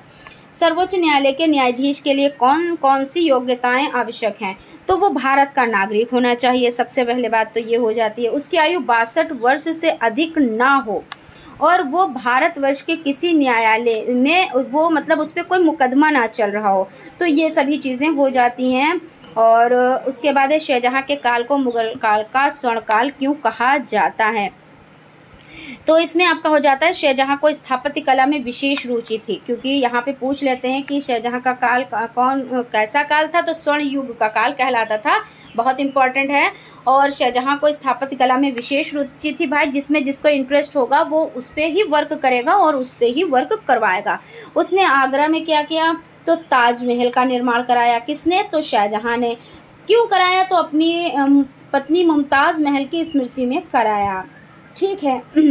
आगरा में मोती मस्जिद, दिल्ली का लाल किला, उसमें दीवाने खास और दीवाने आम और जामा मस्जिद आदि इमारतों का निर्माण कराया। अब यहाँ पे ये आपका बहुत ज़्यादा इंपॉर्टेंट हो जाता है, यानी वेरी वेरी इंपॉर्टेंट। यहाँ पे किस तरह से क्वेश्चंस बन सकते हैं, आपके बहुविकल्पी और अतिलघु की बात कर लें। तो शाहजहाँ का काल मुगल काल का स्वर्णिम क्यों भाई कहलाता है, तो आपने लिख दिया। या आप ये बताएं कि जो आपका आगरा में मोती मस्जिद है और दिल्ली का लाल किला है किसने बनवाया, या एक चीज़ पूछ ली, या दीवाने खास और दीवाने आम का निर्माण किसने करवाया, तो भाई शाहजहाँ ने करवाया। और आपका क्या हो जाता है, ये तो बहुत ज़्यादा प्रसिद्ध है क्योंकि भाई ये तो क्वेश्चन बहुत ज़्यादा ही पॉपुलर है कि किसकी याद में बनवाया, तो मुमताज़ महल की याद में बनवाया। एक एक बंदे के लफ्ज़ों पे ये कहते नहीं, एक एक बंदे के मुंह पे ये लफ्ज़ हैं, वो जानता है कि किसने बनवाया। तो अगर ये क्वेश्चन आ जाएगा तो ये तो कभी ही गलत नहीं होगा। और कब, क्योंकि उनका मकबरा बना मरने के बाद, है ना। यहाँ पे थोड़ी सी हंसी आ गई, हालांकि इस पर डिस्कस नहीं करेंगे लेकिन थोड़ा सा इधर आप लोगों के पास टाइम कम है तो बातें कम और काम ज़्यादा होगा। उसके बाद इस हंसी को भी हम बताएंगे। मयूर सिंहासन तख्ते ताऊस शाहजहाँ ने बनाया था। इनकी संरचना बहुमूल्य रत्नों एवं कोहिनूर से की गई थी। किसकी, तो मयूर सिंहासन की। और ये किसने बनवाया, ऐसे भी पूछ लेंगे कि मयूर सिंहासन को किसने बनाया या तख्ते ताऊस। दो नाम है तो दोनों नाम अलग अलग दे सकते हैं, इसमें कंफ्यूज ना होइएगा। अगर तख्ते ताऊस आ जाता है तो भी आपको लिखना मयूर सिंहासन, तो भी आपको शाहजहाँ ही ने बनवाया यही लिखना है। यह एक सुनहरे रंग का खाट के रूप में है, ठीक है। इसमें मीनाकारी किए हुए 12 खंभे थे तथा प्रत्येक खंभे पर 2 मयूर थे, जिनके बीच वृक्ष व हीरा पन्ना मोती तथा लाल मड़ियों आदि के नक्काशी की गई थी। जिसके बाद सन 1739 ईस्वी में नादिर शाह लूटकर ईरान ले गया। मुगल शासक के अधीन भारत में स्थापित चित्रकारी, साहित्य एवं संगीत का विकास हुआ। इस दृष्टि से मुगल काल को गुप्त काल के बाद उत्तर भारत का दूसरा स्वर्णकाल कहा जा सकता है। क्वेश्चन है, केंद्र सूची, राज्य सूची तथा समवर्ती सूची के दो विषय लिखिए। तो केंद्र सूची, राज्य सूची और समवर्ती सूची। तो केंद्र सूची में रेलवे, जल परिवहन, हवाई जहाज, राजपथ, बैंक, विदेशी मामले, स्मारक, रक्षा, दूरसंचार, डाक एवं तार आदि हो जाते हैं। तो इसमें पूछ लेंगे कि केंद्र सूची के कौन कौन से, इसमें आपके जैसे आपका एक रेलवे डाल दिया और इसमें पुलिस, सफाई, मत्स्य ये डाल दिया, तो आपको पता है कि केंद्र सूची रेलवे है ना। या इसमें दे दिया अखबार, किताब, उद्योग, और इसमें दे दिया दूरसंचार एवं डाक सेवा, तो आपको पता है डाक सेवा केंद्र सूची का है। तो इस तरह से आप लोग कर पाएंगे, लेकिन इसके लिए क्या करना होगा, आपको इन सभी को समझना रहेगा। ऐसा नहीं है कि आपने 1 से 2 चीज़ों को समझ लिया और आप इनफ है, इनफ नहीं है, ठीक है ना। पुलिस, सफाई, मत्स्य, मवेशी, वन, खेती, सिंचाई, जेल, सड़क, निचली अदालत आदि ये किसका है, तो राज्य सूची का है। और इसको बहुत अच्छे से रट्टा मार लीजिए। चिकित्सा, शिक्षा, शादी, अखबार, किताब, उद्योग, बिजली, परिवार एवं अन्य व्यवसाय आदि ये किसकी है, तो ये समवर्ती सूची में। नेक्स्ट क्वेश्चन की तरफ चलते हैं। क्वेश्चन आपका हो जाता है, भारत के राष्ट्रपति को किन्हीं 2 कार्यपालिका संबंधी अधिकारों को स्पष्ट कीजिए। तो राष्ट्रपति संघीय कार्यपालिका का सर्वोच्च अधिकारी है, अतः इसके कार्यपालिका संबंधी अधिकार बहुत विस्तृत हैं। वह भारत की जल, स्थल एवं नभ सेनाओं का सर्वोच्च सेनापति होता है। भारत के प्रधानमंत्री और उसकी सलाह के अन्य मंत्रियों की नियुक्ति राष्ट्रपति ही करता है। उन्हें पद से हटाने का अधिकार भी राष्ट्रपति को ही है। भारत के उच्चतम न्यायालय एवं राज्यों के उच्च न्यायालयों के न्यायाधीशों की नियुक्ति, राज्यों के राज्यपालों, दूसरे देशों के भारतीय राजदूतों की नियुक्ति भी राष्ट्रपति ही करता है। उसके बाद आपका देखिए नेक्स्ट जो आपका है क्वेश्चन पेपर वो स्टार्ट हो गया है। देखते हैं इसके क्वेश्चंस, देख लेते हैं। पानीपत का तृतीय युद्ध कब और इसके क्या परिणाम हुए। देखिए जब बहुविकल्पी और अतिलघु भी हम लोग डिस्कस कर रहे थे तब भी ये चीज़ कि पानीपत का प्रथम युद्ध, द्वितीय युद्ध, ये सभी बहुत ज़्यादा इम्पॉर्टेंट हो जाते हैं।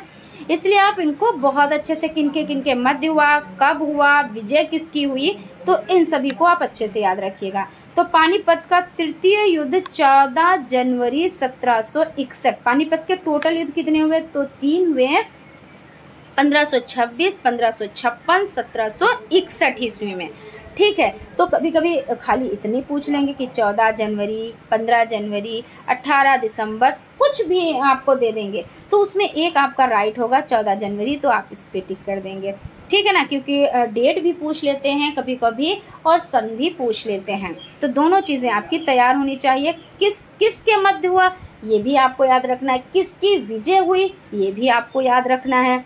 तो तो अहमद शाह अब्दाली व मराठों के बीच हुए, इसमें मराठा हार गए। क्या हुआ?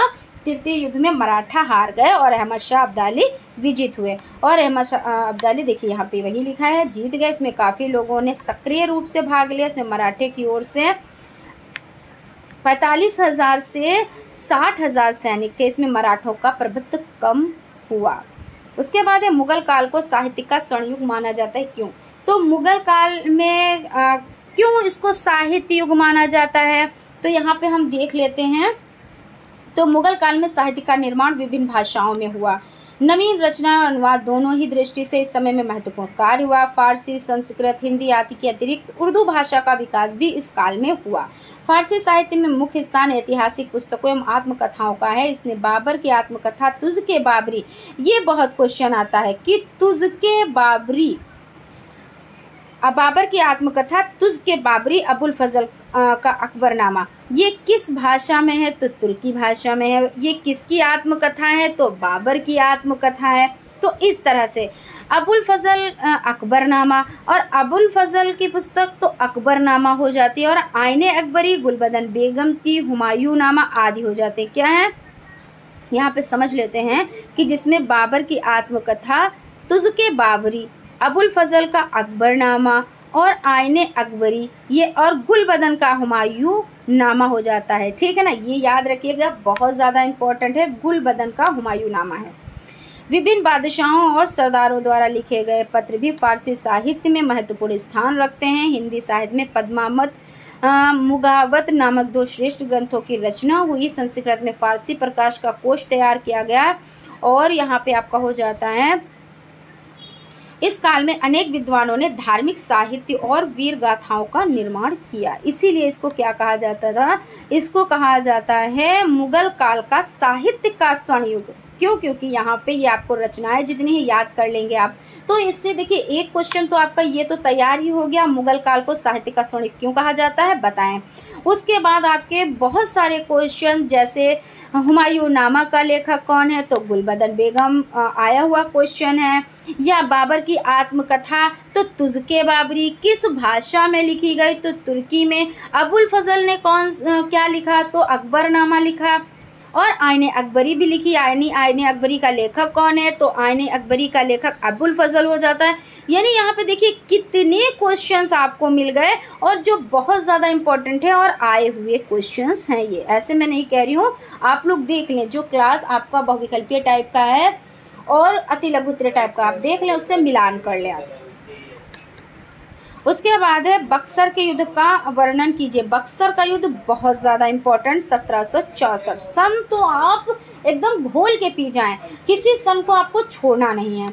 मीर कासिम अवध के नवाब एवं मुगल बादशाह या मुगल सम्राट शाह आलम द्वितीय की संयुक्त सेना तथा सेनाओं के साथ 1764 ईस्वी में बक्सर में भीषण संग्राम हो, परंतु सफलता अंग्रेज़ों को ही मिली। अब बक्सर के युद्ध में किसको सफलता मिली? तो अंग्रेज़ों को मिली। और मीर कासिम युद्ध भूमि में भागने को विवश हुआ और अंग्रेज़ों ने एक बार फिर मीर जाफ़र को बंगाल का नवाब बना दिया। और बक्सर के युद्ध का भारतीय इतिहास में बहुत महत्व है। क्यों महत्व है? अंग्रेज़ों की इस विजय से न केवल मीर कासिम की शक्ति छिन्न हो गई थी, बल्कि अवध भी अंग्रेज़ों के सैन्य व राजनीतिक प्रभुत्व में आ गया। जहां प्लासी की जीत ने अंग्रेज़ों की आर्थिक स्थिति मजबूत की, वहीं बक्सर की जीत ने अंग्रेज़ों के क्या किए? पैर भारत में और मजबूत कर दिए। अब यहाँ पे क्वेश्चन है, उष्ण मरुस्थलीय प्रदेश में क्या यानी जो उष्ण मरुस्थलीय प्रदेश है उससे आप क्या समझते हैं? इसका विस्तार किन किन महाद्वीपों में है? प्रदेश उत्तरी तथा दक्षिणी दोनों गोलार्धों में 20 डिग्री से 30 डिग्री अक्षांश के बीच स्थित है। इन प्रदेशों का विस्तार अफ्रीका महाद्वीप के सहारा तथा कालाहारी में, एशिया महाद्वीप के अरब तथा थार में, उत्तरी अमेरिका महाद्वीप के कोलोराडो में, दक्षिणी अमेरिका का अटाकामा और ऑस्ट्रेलिया महाद्वीप में पश्चिमी ऑस्ट्रेलिया मरुस्थल में है। इसकी जलवायु बहुत विषम है। यह प्रदेश सबसे गर्म प्रदेश है। इन प्रदेशों का वार्षिक औसत तापमान 25 डिग्री से 30 डिग्री सेल्सियस है। विश्व का सबसे गर्म स्थल जैकोबाबाद यानी थार एवं अजीजिया सहारा है। शक्ति के साधन के रूप में पेट्रोलियम पर निबंध लिखिए। तो यहाँ पे आपका हो जाता है पेट्रोलियम जलद चट्टानों में पाया जाता है। ये क्या है, जो बहुत पुराने मतलब करोड़ों वर्ष पहले, है ना, तो क्या हुआ था, जो जीव जंतु जो हैं जो दब जाते हैं मरकर, उनसे बनता है ना, जो वनों और सामुद्रिक जीव जंतुओं के दब जाने से बना है। देखिए यहाँ पे वही चीज़ आ गई। तेल प्रायः नमकीन जल और गैसों के साथ मिला पाया जाता है। पेट्रोलियम का उपयोग परिवहन के साधनों के संचालन में किया जाता है। इसके अतिरिक्त रासायनिक पदार्थ, कृत्रिम रबड़, विस्फोटक, वैसे तो रबड़ पेड़ों से प्राप्त होती है, लेकिन यहाँ पे कृत्रिम आर्टिफिशियल पूछा गया है, ठीक है ना, विस्फोटक पदार्थ, सुगंधित द्रव्य, नायलॉन और प्लास्टिक आदि के निर्माण में भी पेट्रोलियम का प्रयोग किया जाता है। और आप लोग अच्छे से जान गए कि पेट्रोलियम जलद चट्टानों में पाया जाता है। कहाँ पाया जाता है, तो जलद चट्टानों पे पाया जाता है। और कैसे ये बनता है, तो जो वन और सामुद्रिक जीव जंतु जो होते हैं वो दब जाते हैं, दब कर मर जाते हैं, और फिर वो इकट्ठा होते हैं, और फिर उनसे क्या होता है, तेल का निर्माण होता है। इसी तरह से हम आपको शेल पढ़ाएंगे, तो शेलों में भी ऐसे ही होता है, कायांतरित सेल, अवसादी सेल, रूपांतरित सेल, इनका निर्माण कैसे होता है, ये सभी चीज़ें। वन संरक्षण क्या है, इनके उपायों को सुझाएं। तो वन संरक्षण आपका जो हो जाता है, तो वन संरक्षण यानी उनकी सुरक्षा करना। संरक्षण का मतलब यही तो होता है, उनकी देखरेख करना, उनकी सुरक्षा करना, और उनको कटने ना देना, यही सब चीज़ें हैं। तो 29 मार्च 2015 में वनों के संरक्षण तथा वनों के विकास के लिए वन संरक्षण अधिनियम 1980 पारित किया गया। कब पारित किया गया, तो 2015 में वनों के संरक्षण तथा वनों के विकास के लिए। इस अधिनियम का मुख्य उद्देश्य वनों का विनाश और वन भूमि का गैर वानिकी कार्यों में उपयोग से रोकना है। देखिए भाई, यहाँ पे बुरा ना लगे किसी को भी, हो सकता है कि कुछ लोग ये सोच लेते हैं कि मैम ऐसे कहती हैं, लेकिन यहाँ पे देखिए कहने वाली बात नहीं है। यहाँ पे जो रिच लोग होते हैं सबसे ज़्यादा, क्योंकि इसमें बहुत लोग रिच होंगे, मैं उनके लिए नहीं कह रही, क्योंकि आप लोगों के यहीं वर्क तो नहीं ना चल रहा है ना। तो जो रिच फैमिली से बिलोंग करते हैं उनके लिए कोई भी चीज़ ऐसा नहीं है कि ये कानून में है, ये काम नहीं हो सकता है। उन्हीं के लिए गैर कानूनी चीज़ें बनी हुई हैं, पैसा देकर सभी लोग वो काम करवा लेते हैं। अभी आपने देखा होगा, अच्छा ये बताइए, जो फर्नीचर बनता है, ये सभी चीज़ें बनती हैं, क्या वही लकड़ियों से सिर्फ बनती हैं जो आंधी तूफान में पेड़ कट जाते, सॉरी जो गिर जाते हैं, है ना, उन लकड़ियों से कटते हैं क्या? जो लकड़ियां जलाई जा रही हैं, जिनसे और चीज़ें प्राप्त किए जा रहे हैं, जो पेड़ आज जाओ देखो जाके पूरे जंगल लगे हुए हैं, पूरी बागें लगी हुई हैं बहुत बड़े क्षेत्र में, लेकिन उसके बाद क्या होता है कि थोड़े दिन के बाद आप निकलते हो, वहाँ पे तो एक बिल्डिंग आपको मिल जाती है। इसका क्या सबब है, यानी इसका राज क्या है? इसका राज ये है कि जिनके पास पैसा होता है वो लीगल तरीके से नहीं, क्योंकि पेड़ पौधे तो लीगल तरीके से नहीं कट सकते हैं, क्योंकि उन पर रोक लगाई गई है।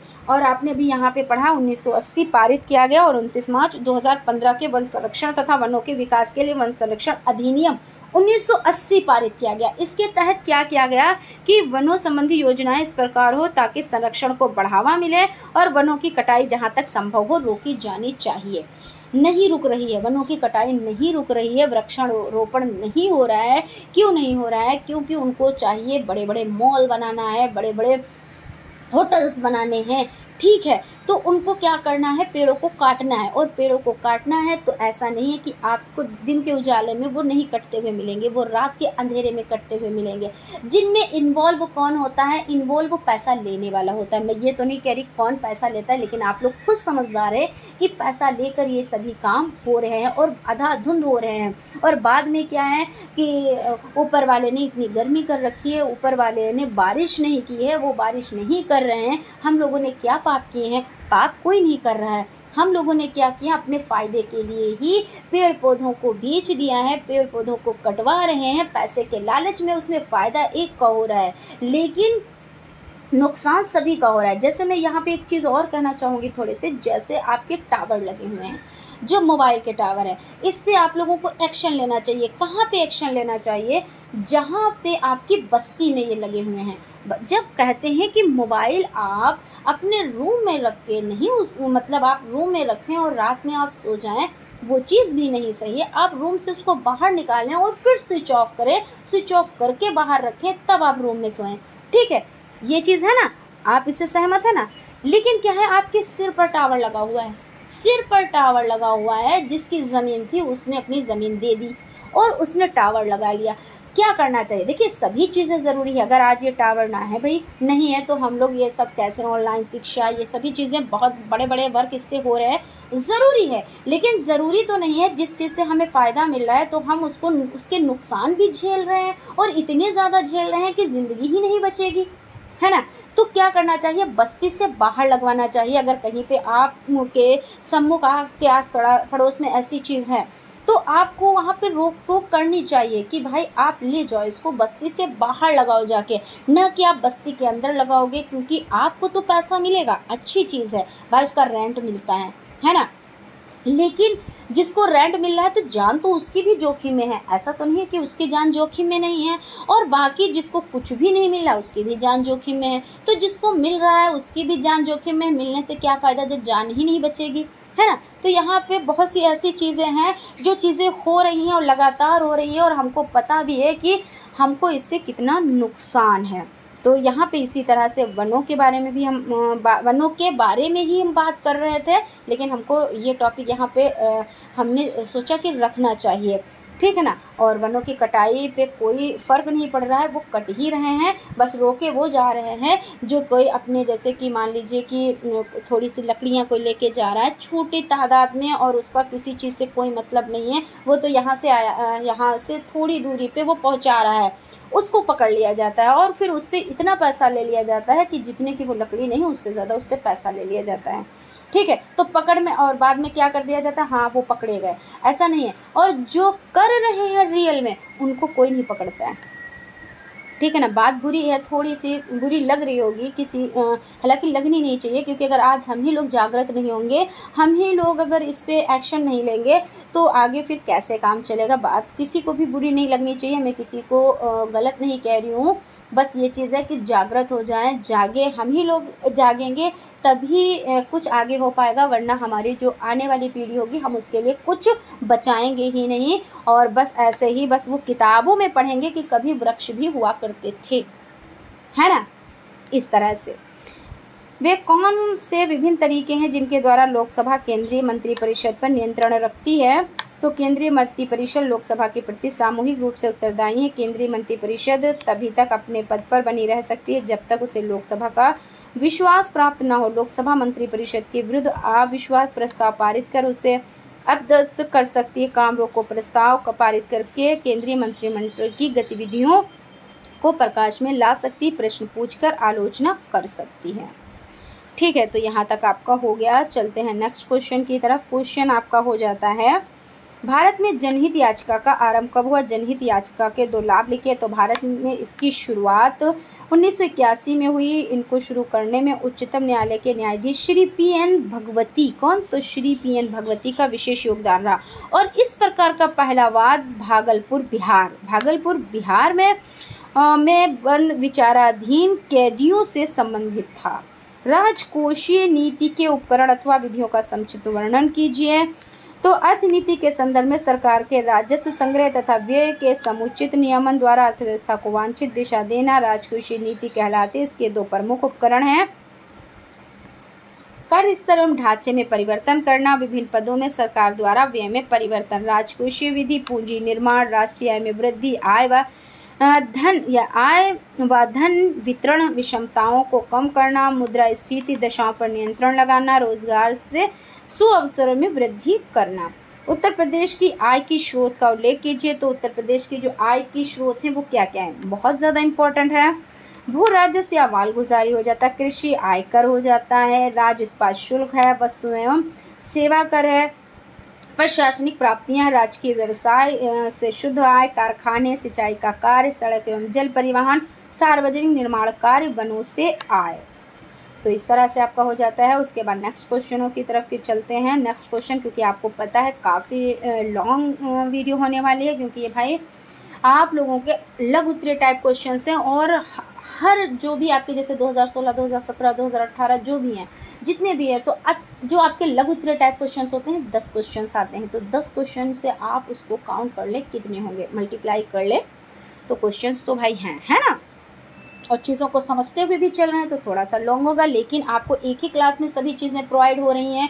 फिर आपको अदर क्लासेस पढ़ने की ज़रूरत ही नहीं रहेगी लघु उत्तरीय टाइप क्वेश्चंस के लिए। तो आपके लिए कितना बेनिफिट ये साबित होगी क्लास। तो फ्रेंड्स, अगर सेशन अच्छा लग रहा हो तो एक लाइक ज़रूर करें, और अगर अभी तक आप लोगों ने चैनल को सब्सक्राइब नहीं किया तो प्लीज़ सब्सक्राइब भी कर लें और बेल आइकन को भी ज़रूर प्रेस कर लें, जिससे कोई भी नोटिफिकेशन हो वो आप तक पहुँच सके। और एक लाइक आपका जो होता है ना, हमें बहुत ज़्यादा मोटिवेट करता है और हम बेहतर से बेहतरीन करने की कोशिश भी करते हैं।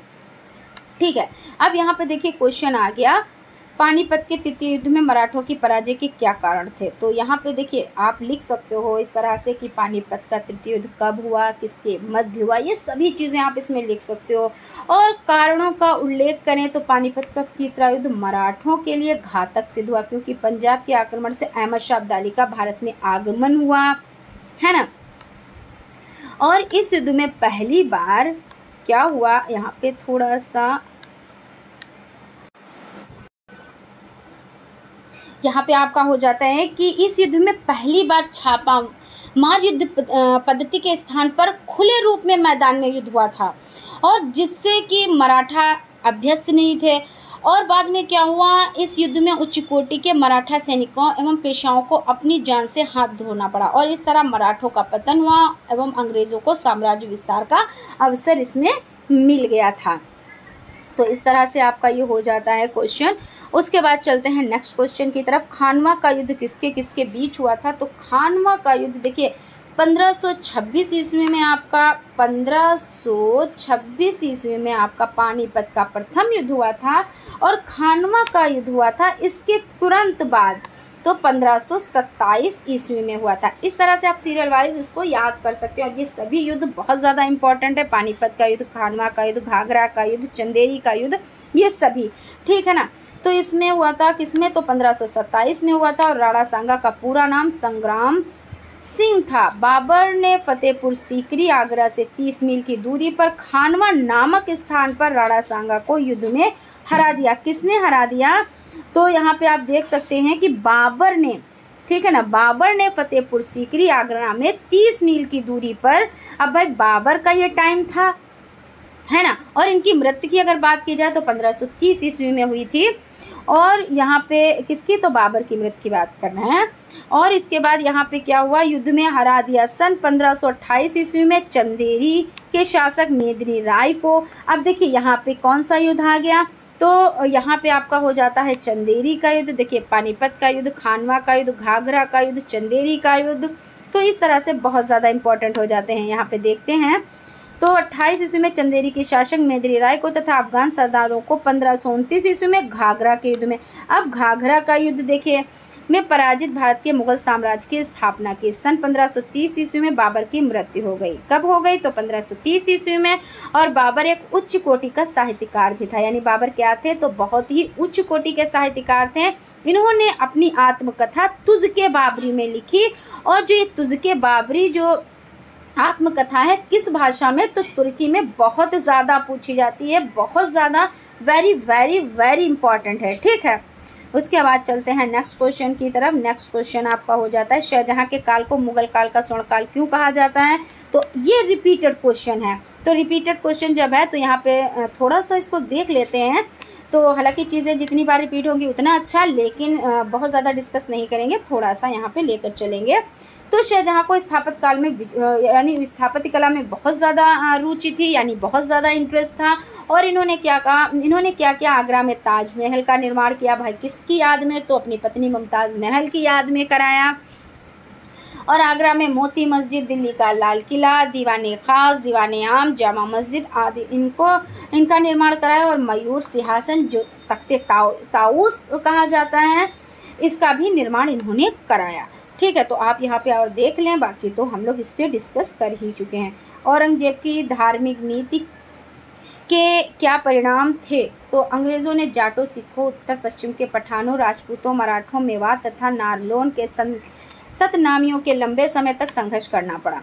जाटों से संघर्ष 1669 से 1691 तक चला। औरंगजेब के समय तक मुगलों तथा सिखों के संबंध काफ़ी बिगड़ गए, यानी जो संबंध थे बहुत ज़्यादा बिगड़ गए थे, और सिखों की शक्ति बढ़ रही थी। उसे रोकने के लिए पंजाब के मुगल अधिकारियों और सिखों के गुरु गोविंद सिंह के नेतृत्व में युद्ध हुए, जिससे सिखों की हार हुई। लिम से ज़कात यानी धार्मिक कर लिया जा रहा था, गैर मुस्लिम से जजिया कर। तो यहाँ पे देखिए आ जाता है कि जजिया कर किससे लिया जाता था, तो हिंदुओं से लिया जाता था, और ज़कात तो धार्मिक कर था, तो किससे लिया जाता था, मुस्लिम से लिया जाता था। औरंगजेब के समय पठान अपना स्वतंत्र राज्य स्थापित करने के लिए प्रयत्नशील थे, अतः सन 1678 ईस्वी में कूटनीति एवं दमनकारी नीति अपनाकर औरंगजेब ने इनका विद्रोह समाप्त कर दिया। ठीक है, अब यहाँ पे देखिए 2018 के कंप्लीट हो गए हैं, अब 2019 के स्टार्ट हो रहे हैं। अभी यहाँ पे देख लेते हैं। चलिए, सीरियल वाइज चीज़ें चल ही रही हैं, आप लोगों के लिए बहुत ज़्यादा इम्पॉर्टेंट है, इसलिए आप लोग वीडियो में लास्ट तक बने रहिएगा, क्योंकि आपका जो वीडियो हो जाता है काफ़ी लॉन्ग होगा, लेकिन इससे कोई दिक्कत नहीं है, कोई इशू नहीं है, क्योंकि चीज़ें हमारी समझ में आनी चाहिए, और जो मैराथन होती है वो लॉन्ग ही होती है, ये चीज़ तो आप लोगों को पता ही है ना। तो ये चीज़ हो जाती है। शिवाजी के केंद्रीय शासन व्यवस्था की विशेषताओं का उल्लेख कीजिए। तो आपका हो जाता है यहाँ पे केंद्रीय यानी शिवाजी के केंद्रीय शासन व्यवस्था की विशेषताएं आपकी हो जाती हैं। अपनी शासन व्यवस्था के प्रधान शिवाजी स्वयं थे, उनका प्रशासन बहुत सीमा तक दक्षिण राज्यों के प्रशासन व्यवस्था पर आधारित था। देखिए ये भी रिपीटेड क्वेश्चन है, तो आप यहाँ पे इसको देख लें, जो रिपीटेड है बहुत ज़्यादा इस पर डिस्कस नहीं करेंगे, बस जो मेन चीज़ें हैं उन पर डिस्कस करेंगे। इनके 8 मंत्रियों का मंडल था, जिसे क्या कहा जाता था, तो अष्टप्रधान कहा जाता था। और ये क्या करते थे, इन्होंने अपनी जो जनता के लिए भाई अच्छे कार्य किए, ऐसा नहीं था, जनता को कभी भी इन्होंने क्या नहीं किया, प्रताड़ित नहीं किया, परेशान नहीं किया, ये सभी चीज़ें हैं। और जो सैनिक व्यवस्था में इन्होंने क्या किया, अश्व सेना का विशेष महत्व था, किलों का प्रबंध कराया था, और सेना में कठोर अनुशासन प्रणाली लागू थी, चातुर्यपूर्ण गुरिल्ला युद्ध प्रणाली थी। गुरिल्ला प्रणाली किसके समय में हुई, किसने अपनाई, तो आप लिख सकते हो, यहाँ पे लिख सकते हो, क्या रियल है ना, शिवाजी के शासनकाल में, ठीक है ना, तो आप यही लिखेंगे। और कोयला हमारे लिए किस प्रकार उपयोगी है, तो कोयला शक्ति का एक महत्वपूर्ण संसाधन है, बहुमुखी उपयोगिता के कारण ही इसे काला सोना या काला हीरा भी कहते हैं। भारत पे हो जाता है, भारत में उत्पादित कुल कोयले के 70% कितना, तो 70% आपका हो जाता है भाग का उपयोग ताप विद्युत उत्पादन करने में किया जाता है, और शेष कोयले का उपयोग क्या किसमें किया जाता है, तो इस्पात, सीमेंट, उर्वरक, रसायन, कागज और असंख्य मध्यम और लघु उद्योगों के कच्चे माल के रूप में और ऊर्जा की आवश्यकता को पूरा करने में किया जाता है। ठीक है ना, तो इस तरह से कोयला हमारे लिए किस तरह से उपयोगी है, तो इन चीज़ों के तरह मतलब इन चीज़ों को लेकर उपयोगी हो जाता है। उसके बाद चलते हैं नेक्स्ट क्वेश्चन की तरफ। क्वेश्चन आपका हो जाता है, संचार का स्पष्ट यानी संचार का अर्थ स्पष्ट करते हुए विभिन्न साधनों की उपयोगिता बताएं। तो ये देखिए 16 में भी आया हुआ था, तो 16 में जो आपका हो जाता है, 16 में आपका हो जाता है कि ये आपका देखिए आया हुआ है, फिर 19 में भी आया हुआ है, तो इस पर डिस्कस कर चुके हैं, लेकिन फिर भी हम एक बार और डिस्कस कर लेते हैं बहुत ही शॉर्ट में। तो संचार का मतलब ये होता है, जैसे हम अपनी बात को कह रहे हैं, आप अपनी बात को हमसे कह रहे हैं, हम आपकी बात सुन रहे हैं, आप हमारी बात सुन रहे हो, यानी क्या है कि संचार, जैसे कोई चीज़ हमें पता करनी है, कोई चीज़ ज्ञात करनी है, तो हम क्या करते हैं, मोबाइल से हम पता करते हैं, न्यूज़पेपर हम पढ़ते हैं, तो इन सब चीज़ों से हमारा क्या होता है, चीज़ों का आदान प्रदान होता है। तो यही क्या होता है, संचार का माध्यम होता है। जैसे टीवी है, क्या होते हैं, तो टीवी से हम क्या करते हैं, चीज़ों से टीवी से हम सीखते हैं, इंटरनेट से हम सीखते हैं, मोबाइल से हम चीज़ों को सीखते हैं, यही सब चीज़ें क्या है, संचार का माध्यम है। और संचार का मतलब होता है सूचनाओं या संदेशों द्वारा विचारों सम्मति में विनिमय से होता है। और संचार एक निरंतर चलने वाली प्रक्रिया है, और संचार के सभी चीज़ें शामिल है, जिसके माध्यम से व्यक्ति अपनी बात दूसरे व्यक्ति के मस्तिष्क में डालता है। यह अर्थ का पुल है, इसके अंतर्गत कहने, सुनने, समझने की व्यवस्थित तथा निरंतर प्रक्रिया सम्मिलित होती है। संचार द्विगामी द्विमार्गीय प्रक्रिया हो जाता है। तो संचार का माध्यम आप लोग समझ गए कि जब हम अपनी बात को कहीं पर पहुंचाते हैं, और उसका माध्यम जब होता है, तो माध्यम अभी हम अपनी बात को आप तक पहुंचा रहे हैं, तो इसका माध्यम क्या है, कुछ लोग लैपटॉप से देख रहे होंगे, कुछ लोग कंप्यूटर पर, कुछ लोग मोबाइल पर, तो ये संचार के माध्यम हो जाते हैं। सर्वोच्च न्यायालय के न्यायाधीश के लिए कौन कौन सी योग्यताएं आवश्यक हैं, तो वो सबसे पहले तो वो भारत का नागरिक होना चाहिए, और उसकी आयु, देखिए रिपीटेड क्वेश्चन है, उसकी आयु 62 वर्ष से अधिक नहीं होनी चाहिए, और वो भारत के किसी न्यायालय में उसका मुकदमा वगैरह नहीं चल रहा हो, तो ये हो जाता है। और कम से कम न्यायाधीश पद संभाल चुका हो। और क्या यहाँ पे है आपका, देखिए यहाँ पे आप समझ लेते हैं, वो भारतवर्ष के किसी न्यायालय में कम से कम 10 वर्ष तक न्यायाधीश पद संभाल चुका हो, भारत के किसी उच्च न्यायालय में 10 वर्ष लगातार वकील रह चुका अथवा कानून का महान ज्ञाता हो।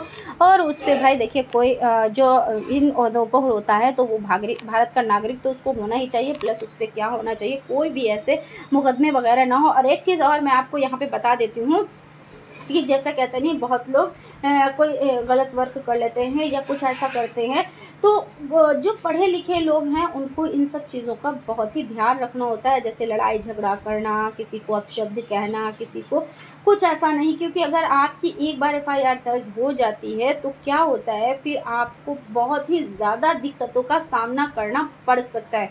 तो इसलिए अपने को सुरक्षित रखें, सावधान रहें, और किसी से झगड़ा करना या हाथापाई करना, इस तरह से कोई भी वर्क ना करें, क्योंकि बड़ी ही दिक्कतें हो जाती हैं। ये तो आप लोगों को सभी को पता है, क्योंकि जब कुछ भी हम वर्क करते हैं, अभी जब आपने एडमिशन लिया होगा तब आपको कैरेक्टर सर्टिफिकेट बनवाना रहा होगा ना, तो जब इसमें बनवाना रह जाता है तो जब आपको जॉब मिलेगी तो आपकी कितनी छानबीन होती है, एक एक छोटी छोटी चीज़ों, बारीकियाँ आपकी जो होती हैं वो भी जानी जाती हैं। तो इसलिए क्या करना चाहिए, बहुत ही ध्यान से रहना चाहिए। और जब जॉब भी मिल जाती है और उसके बाद भी अगर बाई चांस आपने कोई ऐसा कर्म कर दिया या आपके नाम कोई FIR दर्ज हो जाती है या किसी ने FIR दर्ज करा दी, तो भी आपकी जॉब जा सकती है ना। ये चीज़ का आप लोग ख्याल रखिएगा सभी लोग, क्योंकि भाई आज जो आप DLED कर रहे हो तो कल टीचर ही बनने के लिए तो ऐसा कर रहे हो ना, तो ऐसा कोई भी वर्क नहीं करना है। हमें थोड़ा सा सब्र कर लेना है। अगर हमको कोई कहीं से कोई दिक्कत, कोई परेशानी हो रही है, कोई हमसे बिल्कुल लगा ही है झगड़ा करने में या ऐसा, तब भी हमें नहीं करना है। हम कह रहे हैं आपने हमको दिया, हमने आपसे नहीं लिया। कोई ज़रूरी नहीं होता है कि हम आपको कुछ दें और उसको आप एक्सेप्ट ही करो, तो बस ऐसा, ठीक है। उसके बाद आपका हो जाता है, यदि आपको संसद में किसी विषय पर कानून बनवाना हो तो आप क्या करेंगे। तो कोई भी कानून बनवाने के लिए पहले संसद में विधेयक पारित किया जाता है, और ये विधेयक 2 प्रकार के होते हैं, साधारण विधेयक और धन विधेयक। तो विधेयक कितने प्रकार के होते हैं, तो 2 प्रकार के होते हैं। कौन कौन से होते हैं, तो साधारण विधेयक और धन विधेयक हो गया। देखिए आपका बहुविकल्पीय या अति लघु उत्तरीय टाइप क्वेश्चन भी कंप्लीट हो गया। साधारण विधेयक क्या होता है इसको समझाएं, या इस तरह से क्वेश्चन पूछ लिया जाता है, या साधारण विधेयक के बारे में थोड़ा सा बताएं, या इसको डिटेल में बताएं, इस तरह से क्वेश्चन भी पूछ लिया जाता है। तो लोकसभा या राज्यसभा में किसी में भी पहले पेश किया जाता है। इस विधेयक को कोई भी मंत्री पेश कर सकता है। साधारण विधेयक 3 चरणों में पारित होता है। इसे 3 वाचन कहते हैं। किसको 3 वाचन कहते हैं, तो साधारण विधेयक को। प्रत्येक वाचन पर सदस्यों का मत जाना जाता है। तीसरे वाचन में बहुमत मिलने पर एक दूसरे सदन में बहुमत के लिए भेजा जाता है। अब इस विधेयक को राष्ट्रपति के हस्ताक्षर के लिए भेजा जाता है, और हस्ताक्षर के बाद इस विधेयक को कानून बना दिया जाता है। इसके बाद आपका हो जाता है, केंद्र सरकार की आय के स्रोत का वर्णन कीजिए। तो केंद्र सरकार की आय के स्रोत कौन कौन से हो जाते हैं, तो यहाँ पे देख लेते हैं। केंद्रीय सरकार की आय के मुख्य स्रोत उत्पादन शुल्क, सीमा शुल्क, निगम कर, आय कर, टकसाल की आय, रेलवे तथा डाकतार से उसको अंशदान मिलता है। राष्ट्रीय निर्माण के कार्यों तथा सरकारी उद्योगों के केंद्रीय सरकार को आय होती है। केंद्रीय सरकार के प्रमुख आय स्रोत केंद्र सरकार को निम्नलिखित स्रोतों से प्राप्त हो सकती है। आय कर, निगम कर, वस्तु एवं सेवा कर, अब उत्पाद कर, सेवा कर, सीमा को समाप्त कर दिया जाता है। उधार लिया गया धन, विदेशी अनुदान, सरकारी कंपनियों से प्राप्त लाभ ये हो जाते हैं। उसके बाद है आधुनिक अर्थव्यवस्था में बैंकों का महत्व समझाएं। तो बैंकों का महत्व हम समझ लेते हैं इस तरह से। बैंकों के कार्यों का स्मरण करने से इनका आधुनिक युग में महत्व स्पष्ट हो जाता है। उत्पादों एवं व्यापारियों को धनोत्पादन करने में सहायता, यानी धनोत्पादन करने में सहायता देते हैं। एक कारखाने का मालिक इन बैंकों से न केवल कच्चा माल खरीदने के लिए रुपया उधार लेता है, वरन वह मजदूरों की मजदूरी देने के लिए भी धन इन्हीं से लेता है। जब कभी उसे कारखानों में उत्पादन की मात्रा बढ़नी होती है या कारखाने का प्रसार करना होता है या किसी दूसरी जगह के व्यापारियों के संबंध में जानकारी प्राप्त करनी होती है, तब उन्हीं बैंक से सहायता लेता है। बैंक व्यापारियों की हर पल पर मदद करते हैं। ये उनके माल को जमानत में रख कर रुपया उधार देते हैं, उनकी हुंडियाँ भुनाते हैं, यानी साख पत्र जारी करते हैं, उनके आदेश पर दूर दूर से रुपया मंगाते हैं या भेजते हैं। इस प्रकार से उनको आर्थिक सहायता बचाने का प्रयत्न करते हैं। यानी बैंक हमारे लिए क्या क्या करते हैं, जब हमको पैसे की नीड होती है तो हम लोन लेते हैं, है ना। और क्या करते हैं, हमारा जो पैसा है वो हम लोग क्या कर सकते हैं, देखिए एक बचत खाता हम खोल लेते हैं तो अपने पैसे को वहाँ पे सुरक्षित रख देते हैं। एक चालू खाता होता है जिससे हम हर वक्त, उसमें कोई ये नहीं होता है कि आप किसी भी टाइम कभी भी आप निकाल सकते हो, कभी भी आप बैलेंस डाल सकते हो। और जो पैसा हमारा होता है, मान लीजिए हम व्यापार कर रहे हैं तो हम एक जगह से दूसरी जगह पे पहुँचाते हैं, तो किसके माध्यम से, बैंकों के माध्यम से। तो इस तरह से बैंक हमारे लिए बहुत ज़्यादा लाभप्रद हो जाती है। और अपने जेवर गहने ये सभी चीज़ें क्या होती हैं, तो इनको हम वहाँ पे सुरक्षित रख सकते हैं। और क्या है, वहाँ पे लॉकर सुविधा मिलती है ना, आप लोगों को सभी को पता होगा, आप लोगों के घर में ऐसी सुविधा होगी भी, क्योंकि आज जो लोग हैं तो क्या करते हैं, अपना धन घर में नहीं रखते। पहले क्या करते थे, धन को घर में ही रखते थे, लेकिन अब क्या है, जो जेवर वगैरह होते हैं उनको क्या करते हैं, लॉकर लेके वहाँ पे रखते हैं और अपना बैलेंस भी वहीं पे रखते हैं। घर में सुकून से सोएं, वो वाली बात हो जाती है ना।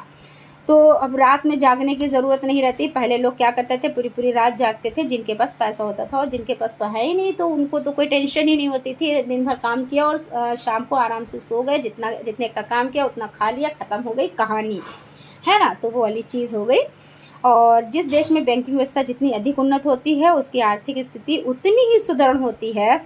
और इन्हीं कारणों से मानव के आर्थिक जीवन में बैंकों का बहुत ज़्यादा महत्व है। तो आप लिख सकते हो, जो रोज़मर्रा आपके घर में वही सब चीज़ें चल रही होंगी कि बैंकों से लेन देन, और किस तरह से आपका किसी के यहाँ चालू खाते चल रहे होंगे, कोई क्या करता है बैंकों से अपनी FD RD वगैरह बनवाते हैं, उन्हीं से वहाँ पे क्या करते हैं, वहाँ पे बनवा के फिर उसमें आपको एक ब्याज मिलता है ना। तो ये सभी चीज़ें हो जाती हैं। और आपका वो डेबिट कार्ड, क्रेडिट कार्ड, ये सभी, तो डेबिट कार्ड में क्या होता है, जो आपका धन होता है वही आप यूज़ करते हैं। क्रेडिट कार्ड में क्या है, बैंक आपको धन देती है, भाई आप शॉपिंग करो, खुल कर शॉपिंग करो, कोई दिक्कत नहीं है। बाद में आपको वो खैर धन तो देना ही रहता है, क्योंकि ये होता है कि आपको एक लिमिट दे दी जाती है, आपका सिविल वगैरह चेक किया जाता है, सिविल चेक करने के बाद आपके डॉक्यूमेंट्स लिए जाते हैं और आपको क्रेडिट कार्ड प्रोवाइड करा दिया जाता है, आपको मुहैया करा दिया जाता है। और उसके बाद आप उसका यूज़ करते हैं, एक लिमिट होती है। फिर जब आप उस लिमिट को यूज़ कर लेते हैं, फिर आप उसको फिल कर देते हैं और फिर आपको लिमिट मिल जाती है। तो इस तरह से आपका वर्क चलता रहता है। उसके बाद आपके क्वेश्चन स्टार्ट हो गए हैं नेक्स्ट। तो यहाँ पे हम लोग देख लेते हैं, 2022 के स्टार्ट हो गए हैं। हाँ, शेषा की शासन व्यवस्था का उल्लेख कीजिए। तो शेषा की शासन व्यवस्था, तो यहाँ पे हो जाता है, शेषा के राज्य का सिद्धांत और प्रशासन शासन की सुविधा के लिए संपूर्ण साम्राज्य 47 इकाइयों सरकारों में विभक्त था, जिसमें से प्रत्येक पुनः इकाई परगनों में विभाजित थी। परगने में एक शिकदारान, एक कोषाध्यक्ष, एक हिसाब रखने के लिए एक हिंदू एवं फारसी लेखक होते थे। अगली बड़ी प्रशासनिक इकाई सरकार में तथा मुसन्निफान होते थे, जो परगने के अधिकारियों के कार्य की देखभाल करते थे। अधिकारियों के अपने अधिकार क्षेत्रों में अनुचित प्रभाव को रोकने के लिए सुल्तान ने उन सबको हर 2 या 3 वर्षों में स्थानांतरित करने की योजना बनाई, जो उसके शासन की अल्पकालीन अवधि के कारण अधिक समय तक नहीं चल सकी। शासन की प्रत्येक शाखा की व्यक्तिगत देखभाल शेषा स्वयं करते थे। अशोक तथा हर्ष के समान वह इस सूत्र के अनुसार कार्य करता था कि बड़ों को सदैव क्रियाशील होना शोभा देता है, क्योंकि क्रियाशील रहने से क्या होता है, जो क्रियाशील रहते हैं वो शोभा ही देते हैं। और मुगलकालीन भवन निर्माण की विशेषताएं बताएं। तो मुगलकालीन भवन निर्माण की जो विशेषताएं हो जाती हैं, उन पर हम थोड़ी सी रोशनी डाल देते हैं। तो कला, स्थापत्य कला की दृष्टि से मुगल काल अत्यंत विकसित था, बहुत ज़्यादा विकसित रहा। और ये विकास क्रमिक चरणों में, यानी क्रमिक चरणों में है, बहुत सारे चरणों में है। और समय तथा मुगल सत्ता में परिवर्तन के साथ साथ कला स्थापत्य के क्षेत्र में भी परिवर्तन दिखाई देते हैं। तो इसमें क्या है, आप देख सकते हो, संतलत काल की तरह ही मुगल काल में प्रारंभिक दौर में स्थापत्य कला के देशी व इस्लामी वस्तु शैलियों की मिश्रण था। भारत में ईरानी शैली में ज्योमितीय आधार पर बागों का निर्माण करवाया। अकबर काल के स्थापत्य का प्रथम उदाहरण हुमायूं का मकबरा हो जाता है, जो कि विशाल द्विगुंबदीय प्रणाली से निर्मित है। इसे ताजमहल का पूर्वगामी कहते हैं। अकबरकालीन स्थापत्य कला हिंदू, मुस्लिम, ईरानी शैलियों का सम्मिश्रण था। हिंदू व देशी विशेषताओं में राजपूत शैली, बौद्ध विहार शैली और आपका शत तीरों का प्रयोग, किलानुमा संरचना आदि प्रमुख हैं। दोहरा गुंबद, मेहराब, नक्काशी, इस्लामिक पद्धति के चित्रांकन आदि प्रमुख थे, जबकि दोहरा गुंबद, मेहराब, नक्काशी इस्लामिक पद्धति के चित्रांकन थे। और मुस्लिम शैलियों की विशेषताएं। तो आप इतना इस तरह से इतनी कठिन भाषा में ये सब करने से अच्छा है आप इसको किस तरह से लिखेंगे, आप इसको ये लिखेंगे कि मुग़ल काल में इसकी विशेषताएं बहुत सारी हो जाती हैं और इसमें जिन जिन चीज़ों का निर्माण हुआ है, ताजमहल का निर्माण हुआ भाई मुग़ल काल में ही तो हुआ है ना, और ये तो सबसे मुख्य इमारत हो जाती है भाई, कोई भी उठते बैठते इसको लिख ही देता है ना। इसमें क्या हुआ, ताजमहल का निर्माण, इसे पूर्वगामी कहते हैं। ये किसको कहते हैं, तो ये आपका हो जाता है हुमायूं का मकबरा, ठीक है। उसके बाद ताजमहल हो जाता है। उसके बाद मुस्लिम ईरानी शैलियों का सम्मिलन, हिंदू और विदेश राजनीति में बिहार शैली, ये सब नहीं लिखने की ज़रूरत नहीं है, इतना आप लोग ना ही लिखें, बस आप मेन चीज़ें आप लिख दें। हिंदू व देसी विशेषता में राजपूत शीतों कलानुमा संरचना, ये यहाँ पे हो जाता है। अभी हम बताते हैं। गुंबद, मेहराज, संगमरमर का प्रयोग कम, लाल व पत्थर का ज़्यादा प्रयोग मित्रता को दर्शाता है। इन भवनों के निर्माण में आवश्यकता भवन व्यवहारिकता का आधारित था। और फतेहपुर सीकरी की जामा मस्जिद, बुलंद दरवाज़ा, मरियम महल, पंचमहल आदि हैं। अकबर के पश्चात मुग़ल स्थापत्य कला में इस्लामी पद्धति का प्रयोग बढ़ता गया। तो आप लोग ये सब लिखें कि इस काल के प्रमुख भवन कौन कौन से हो जाते हैं, तो फतेहपुर सीकरी, जामा मस्जिद, बुलंद दरवाज़ा, मरियम महल, पंचमहल, ये सभी हो जाते हैं। आप इस तरह से लिखें, बहुत इतना ये सब डिटेल में लिखने की ज़रूरत नहीं है। जो मेन चीज़ें जैसे पूछा जाए उस तरह से लिखें, इतना ये कठिन लफ्ज़, कठिन शब्द ये सब यूज़ करने की कोई भी ज़रूरत नहीं है, ठीक है। इलाहाबाद की संधि की मुख्य धाराएं क्या है, तो इलाहाबाद की प्रथम संधि की शर्तें निम्नवत हैं। कंपनी को मुग़ल सम्राट शाह आलम द्वितीय के बंगाल, बिहार तथा उड़ीसा की दीवानी प्राप्त हुई। कंपनी ने अवध के नवाब से कड़ा और इलाहाबाद के ज़िले लेकर मुग़ल सम्राट शाह आलम द्वितीय को दे दिए, ठीक है। और कंपनी ने मुग़ल सम्राट को रेट 26 लाख की वार्षिक पेंशन देना स्वीकार किया और यहीं से ब्रिटिश शासन के जड़ भारत में जमना शुरू हो गए। इलाहाबाद की संधि, द्वितीय संधि या संधि 16 अगस्त 1765 ईस्वी को क्लाइव एवं सिराजुद्दौला के मध्य संपन्न हुई। इस संधि की शर्तें निम्नवत थी। इलाहाबाद और कड़ा को छोड़कर अवध का शेष क्षेत्र नजमुद्दौला को वापस कर दिया गया। कंपनी द्वारा अवध की सुरक्षा हेतु नवाब के खर्च पर एक अंग्रेजी सेना अवध में रखी गई। कंपनी को अवध में कर मुफ्त व्यापार करने की सुविधा प्राप्त हो गई। सिराजुद्दौला का बनारस के राजा बलवंत सिंह से पहले की ही तरह लगान वसूल करने का अधिकार दिया गया। राजा बलवंत सिंह ने युद्ध में अंग्रेज़ों की सहायता की थी। इस तरह से आपका हो जाता है। वेलेजली की संधि, यहाँ पे देख लेते हैं ये कौन सी संधि है, वेलेजली की संधि, ठीक है ना। तो आपका क्वेश्चन है वेलेजली की संधि के उद्देश्य क्या है, तो भारतीय उपमहाद्वीप भारत में सहायक संधि का प्रारंभ डुप्ले प्रथम यूरोपियों ने किया था। लॉर्ड वेलेजली 1798 से 1805 ने भारत में अंग्रेजी राज के विस्तार के लिए सहायक संधि का प्रयोग किया। यह एक प्रकार की संधि है जो ब्रिटिश ईस्ट इंडिया कंपनी और भारतीय रियासतों के बीच हुई थी। ये किसके किसके बीच हुई थी, तो ब्रिटिश ईस्ट इंडिया कंपनी और भारतीय रियासतों के बीच में हुई थी, ठीक है ना। मेन पॉइंट हो गया। ज्ञात हो कि अवध के नवाब ने नवंबर 1801 ईस्वी में, पेशवा बाजीराव द्वितीय ने दिसंबर 1803, मैसूर तथा तंजौर ने 1799 ईस्वी में, बरार के भोसले ने दिसंबर 1803 तथा ग्वालियर के संधियों ने फरवरी 1804 वेलेजली की सहायक संधि को स्वीकार किया।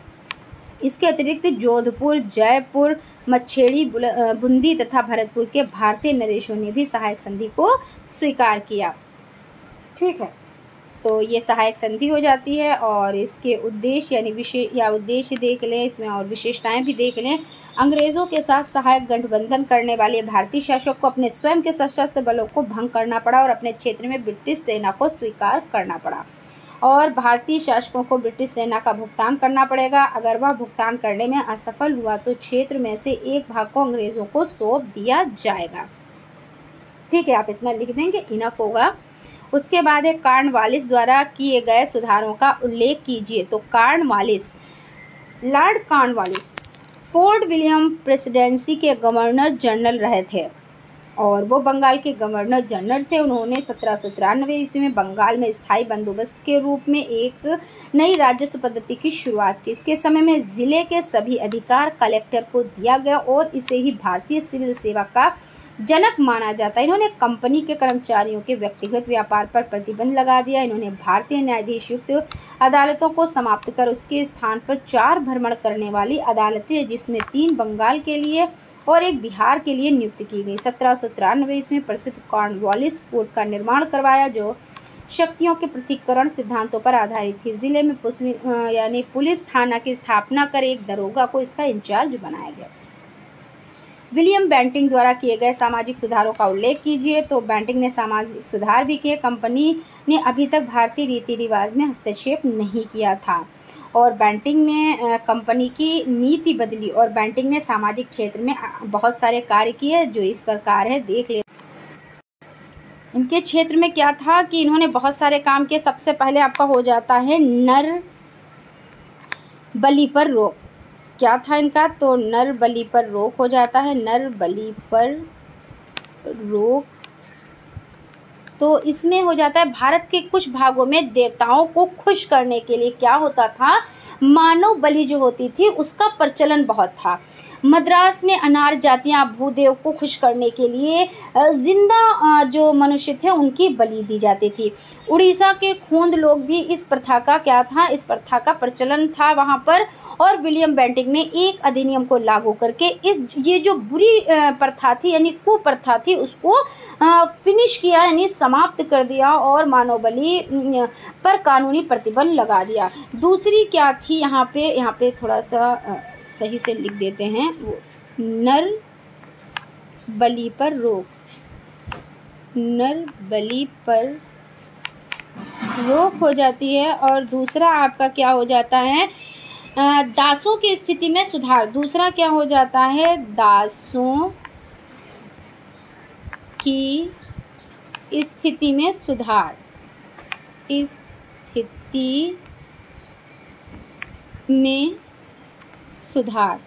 तो इसमें क्या था कि 1833 ईस्वी के चार्टर्ड एक्ट ने ये प्रावधान था कि दासों की स्थिति सुधारने के लिए अच्छे कदम उठाए जाएं और बेंटिंक ने भी दास प्रथा को समाप्त करने का मार्ग क्या किया, प्रशस्त किया। इन्होंने इस प्रथा को भी समाप्त किया और सरकारी सेवाओं में भेदभाव का अंत जो कि आज तक नहीं हो पाया है। सरकारी सेवाओं में लॉर्ड कॉर्नवालिस के काल से चली आ रही भेदभाव की नीति को बेंटिंक ने समाप्त किया। 1833 ईस्वी में चार्टर्ड एक्ट की धारा 87, यहाँ पे लिख देते हैं, चार्टर्ड एक्ट की धारा 87 के अनुसार योग्यता ही सेवा का आधार स्वीकार की गई और कंपनी के अधीनस्थ किसी भी भारतीय नागरिक को उसके धर्म, जन्म स्थान और जाति, रंग के आधार पर किसी पद से वंचित नहीं रखा जा सकेगा। और विश्वास किया जाता है कि ये धारा बेंटिंक के अग्र पर ही चार्टर में सम्मिलित की गई। यद्यपि उसका तत्कालीन प्रभाव बहुत कम हुआ लेकिन सिद्धांत के रूप में इसका बहुत महत्व है। तो ये चीज़ तो खैर अभी भी चली आ रही है, आज भी वो भेदभाव नहीं रह गए हैं, लेकिन जो चचा और भतीजावाद वाला है वो मामला तो है, क्योंकि वहीं उन्हीं लोगों को सेवाएं मिल रही हैं जो जिनके पहले से लोग वहाँ पे हैं और जिनका वहाँ पे कोई जान पहचान नहीं है तो वहाँ पे पहुँचना ही बड़ा मुश्किल का काम है। तो वो चीज़ इन्होंने बहुत प्रयत्न किए बहुत ज़्यादा, लेकिन आज भी वो चीज़ नहीं हो पाई है जिससे आप लोग परिचित हैं। बाल हत्या को रोकना, इन्होंने बाल हत्या को भी रोका।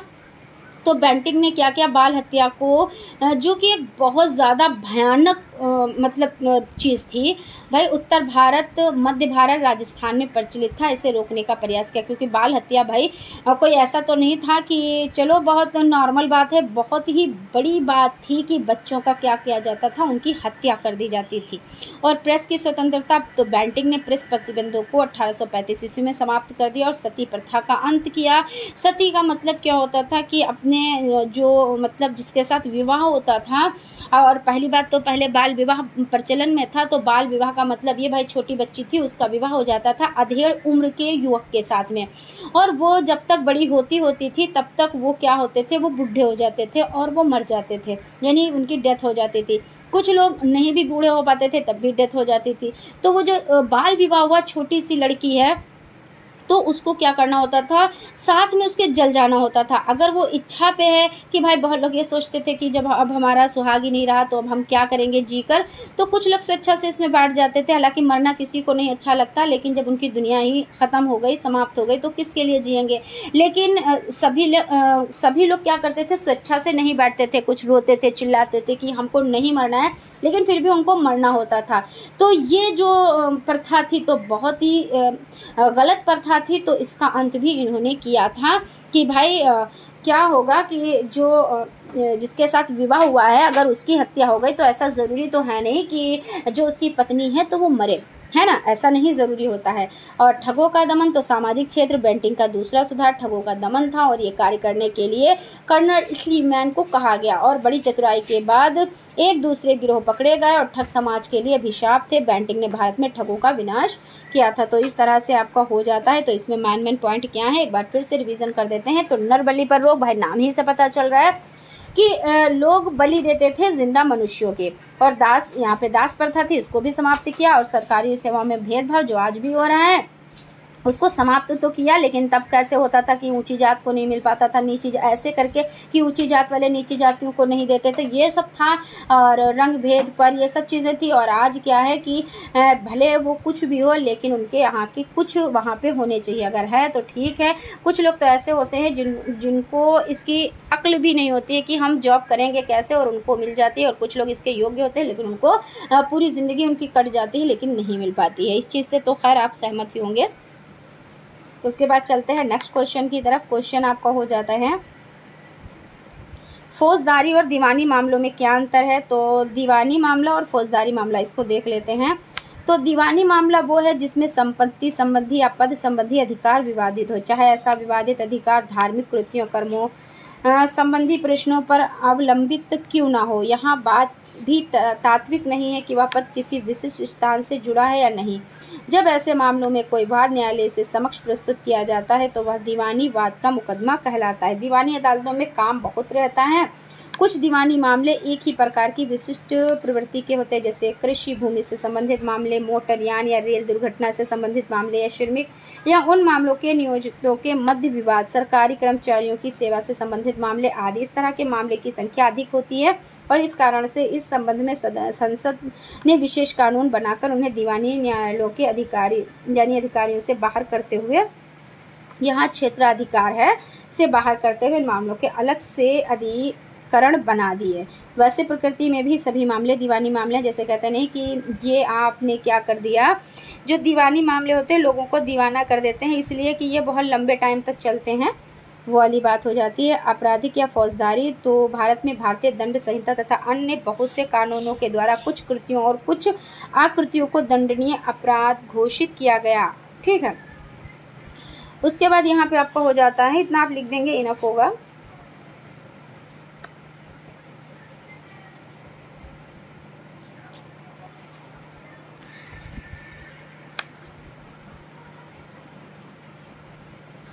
यहाँ पे थोड़ा सा और देख लेते हैं, वैसे इनफ है लेकिन थोड़ा सा देख लेते हैं। के लिए निश्चित किया गया है और ये सभी मामले जिसमें किसी व्यक्ति को कोई अपराध करने के लिए दंड दिए जाने हेतु निवारण किया जाए, और वे सभी मामले आपराधिक या फौजदारी मामले कहे जाते हैं। उदाहरण के तौर पर हम कह सकते हैं कि कोई व्यक्ति उपभोक्ता विवाद प्रतितोष मंच द्वारा प्रदान किए गए निर्णय की पालना नहीं करता है तो उसे इस आकृत को उपभोक्ता संरक्षण अधिनियम की धारा 27 के अंतर्गत क्या करा जाएगा, दंडनीय करार किया जाएगा।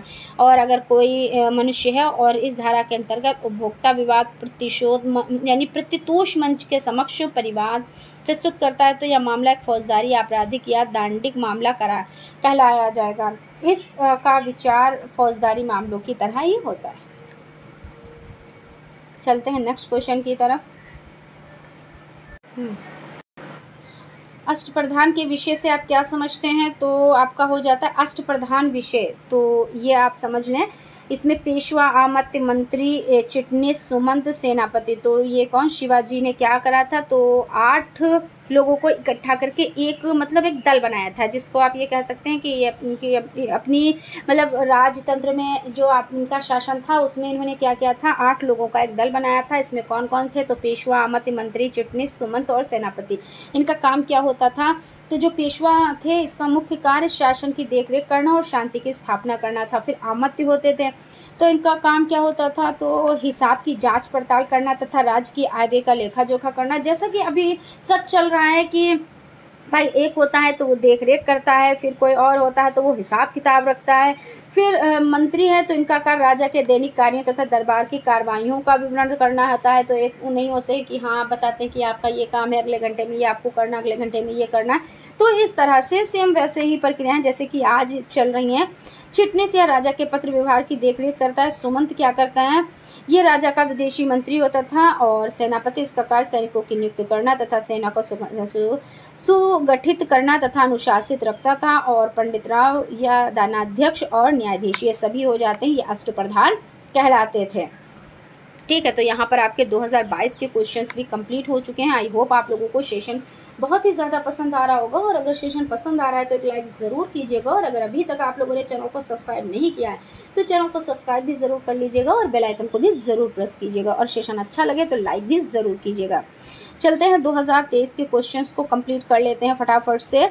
तो यहाँ पे आपका जल संसाधन यानी जल संसाधन से आप क्या समझते हैं, तो जल संसाधन इसके बारे में डिस्कस कर चुके हैं कि जल संसाधन जल के वे स्रोत हैं जो मनुष्यों के लिए बहुत ज़्यादा उपयोगी होते हैं और बहुत यानी अधिकांशतः लोगों का जीवन हेतु ताज़े जल की आवश्यकता होती है। जल की उपस्थिति के कारण ही पृथ्वी पर जीवन संभव है। जल एक अक्षय प्रकृति संसाधन है। जल का उपयोग कृषि उद्योग, घरेलू मनोरंजन के लिए, पर्यावरणीय गतिविधियों के लिए होता है। इस पे आप चाहें तो बहुत सी चीज़ें लिख सकते हैं, है ना,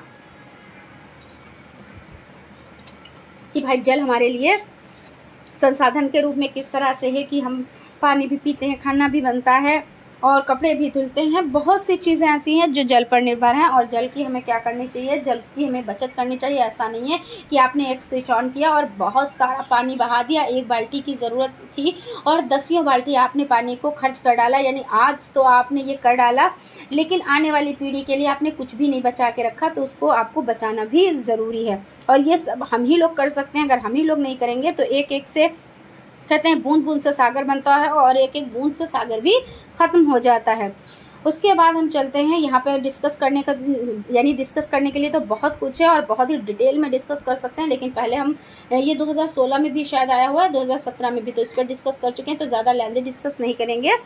और बाकी हम नेक्स्ट क्वेश्चन पर चलते हैं। क्वेश्चन आपका हो जाता है जनपद स्तर पर कौन कौन से न्यायालय होते हैं, इनका विवरण दीजिए। तो जनपद स्तर पर अधीनस्थ न्यायालय होते हैं। इनमें एक जिला न्यायाधीश का न्यायालय और दूसरा मुसन्निफ न्यायाधीश का न्यायालय होता है। लेकिन यदि जिला स्तर पर देखा जाए तो 6 प्रकार के न्यायालय दृष्टिगोचर होते हैं। फौजदारी, दीवानी, भू राजस्व विवाह और उपभोक्ता न्यायालय ये सभी हो जाते हैं। महाद्वीप किसे कहते हैं, तो महाद्वीप क्या होता है, तो महाद्वीप एक विस्तृत भूभाग पर फैला हुआ है जो पृथ्वी पर समुद्र से अलग दिखाई देता है। महाद्वीप को व्यक्त करने का कोई स्पष्ट मानदंड नहीं होता है। अलग अलग सभ्यताओं और वैज्ञानिकों ने महाद्वीप को अलग अलग परिभाषा दी है। आम तौर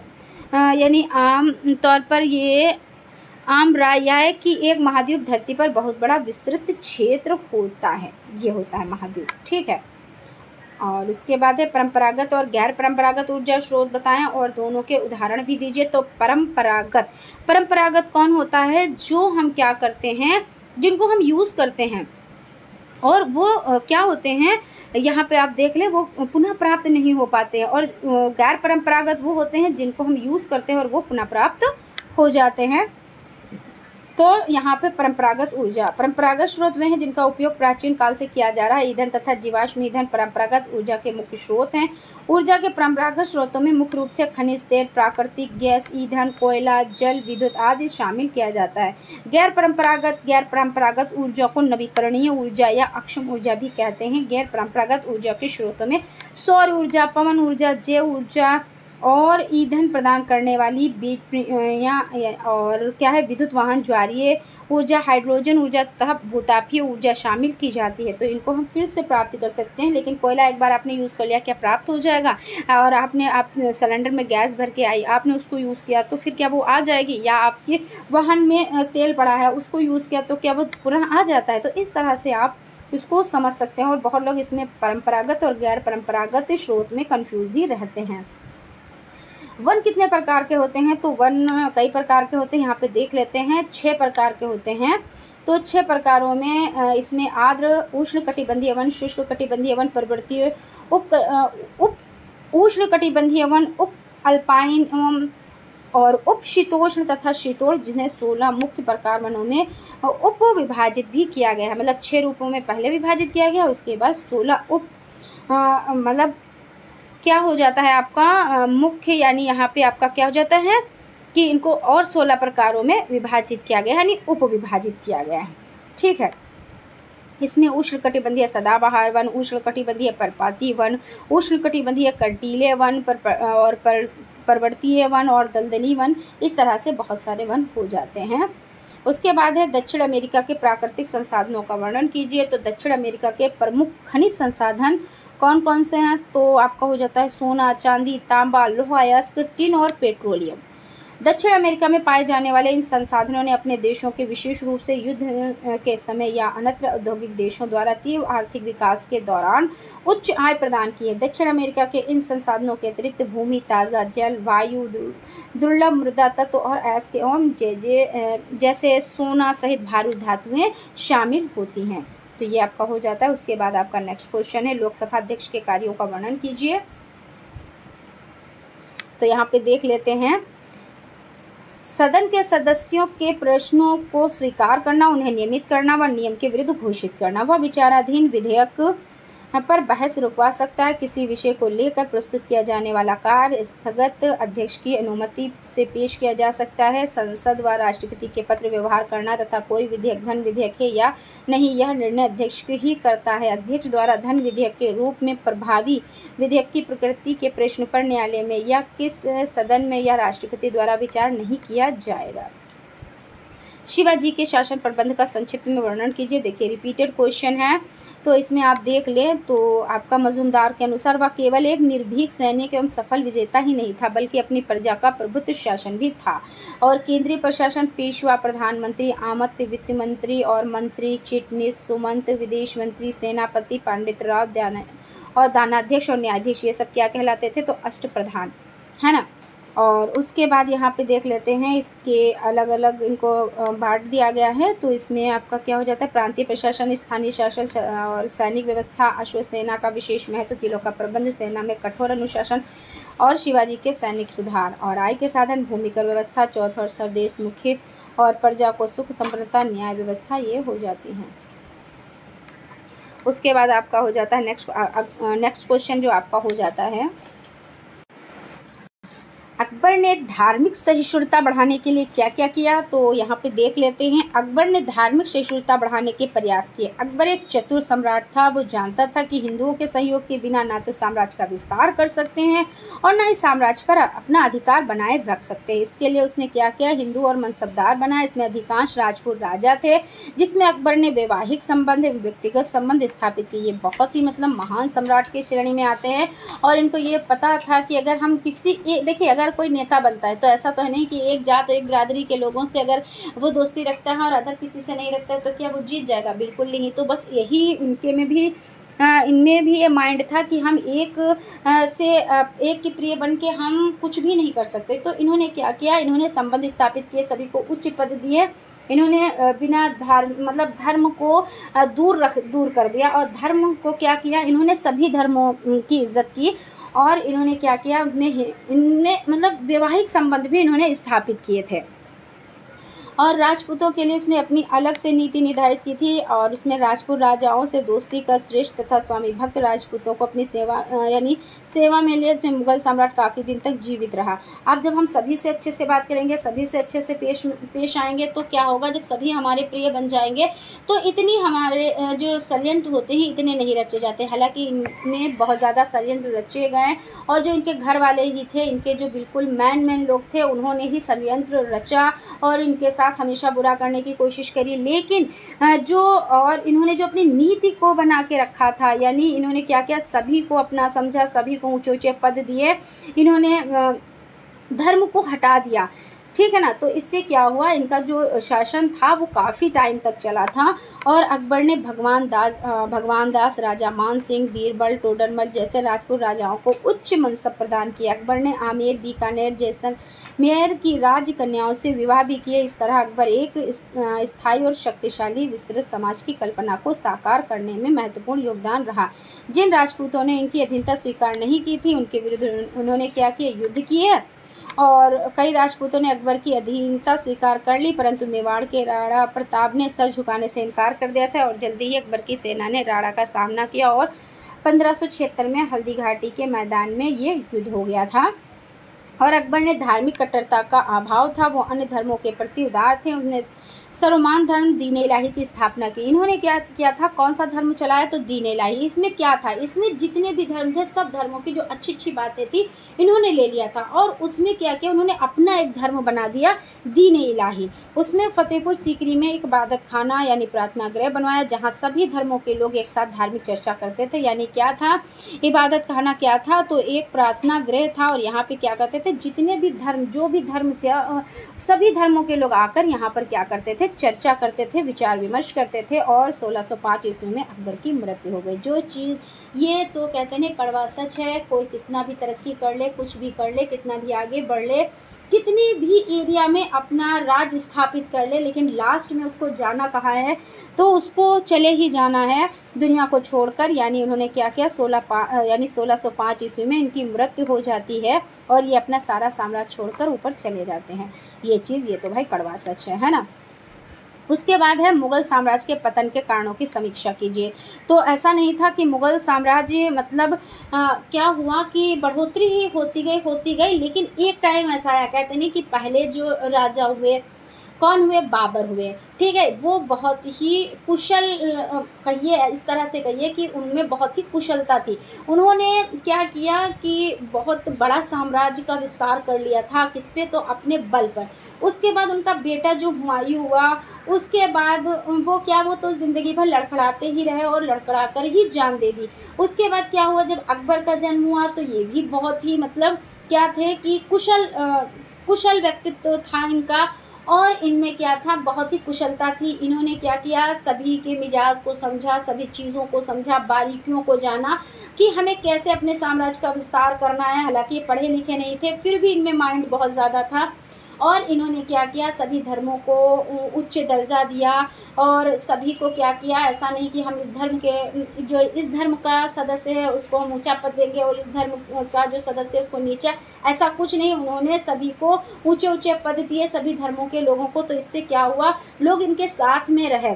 तो इन्होंने क्या किया, बहुत दिनों तक शासन किया। लेकिन ये सब करने के बाद इनकी जब मृत्यु हो जाती है, ठीक है ना, तो क्या हुआ, कुछ फिर ऐसी चीज़ें आई जो इनका जो साम्राज्य था वो पतन की ओर गया।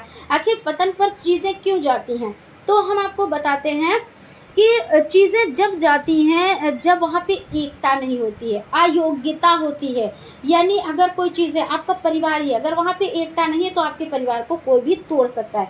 उसमें अयोग्य लोग ही हैं तो क्या होगा, आपका परिवार टूट जाएगा। यानी किसी की कुछ समझ ही में नहीं आ रहा, आप कह रहे हो कुछ और, नीम कह रहे हो, दूसरा बंदा आम कह रहा है, तो वो चीज़ हो जाती है। तो यही सब चीज़ों से मुग़ल साम्राज्य का पतन हुआ। तो यहाँ पे हम समझ लेते हैं कैसे हुआ। तो औरंगजेब की धार्मिक नीति, औरंगजेब ने हिंदुओं पर जजिया कर लगाया, हिंदुओं को बलात् मुसलमान बनाने का प्रयास किया, जो कि भाई गलत था, क्योंकि अपना अपना धर्म सभी में ऊंचा होता है। भाई हमारा धर्म जो है वो हम अपने में ऊंचे, आपका जो धर्म है वो आप अपने में ऊंचे हो। हम आप पे जोर नहीं डाल सकते, आप हमारे पे जोर नहीं डाल सकते, है ना। हालांकि कह रहे हैं भाई, बहुत लोग कहते हैं कि ये अफवाह है, ये रियल नहीं है, लेकिन जो चीज़ लिखी हुई है वो चीज़ को भी तो नहीं झुठलाया जा सकता ना। तो अब ये किसमें कितनी सच्चाई है, कितना झूठ है, तो हम नहीं जान सकते। बाकी यहाँ पे जो लिखा हुआ है वो हम आपको बता रहे हैं, ठीक है। और बाकी तो ये चीज़ें तो खैर सही ही नहीं होती हैं कि हम किसी पे अपनी चीज़ों को थोपना तो कहीं पे नहीं सही होता है ना। उसके बाद इसके हिंदू उसके विरुद्ध हो गए। इसके शासनकाल में बुंदेलों, सिखों, जाटों, मराठों, राजपूतों के विद्रोह किए गए और मुग़ल साम्राज्य को अपार क्षति पहुंची। जब भाई ऐसा करोगे तो भाई साम्राज्य का विस्तार तो नहीं होगा, वो पतन की तरफ जाएगा, क्योंकि बहुत आपके दुश्मन हो जाएंगे। और ये चीज़ तो सही ही है भाई, दुश्मन होना एक कहते नहीं, ये चीज़ तो हो ही गई थी और होना भी चाहिए था। अब इसमें कितनी सत्यता है हमें नहीं पता है, ठीक है। औरंगजेब की दक्षिण नीति, तो औरंगजेब ने अपने जीवन काल में लगभग 50 वर्ष तक शासन किया।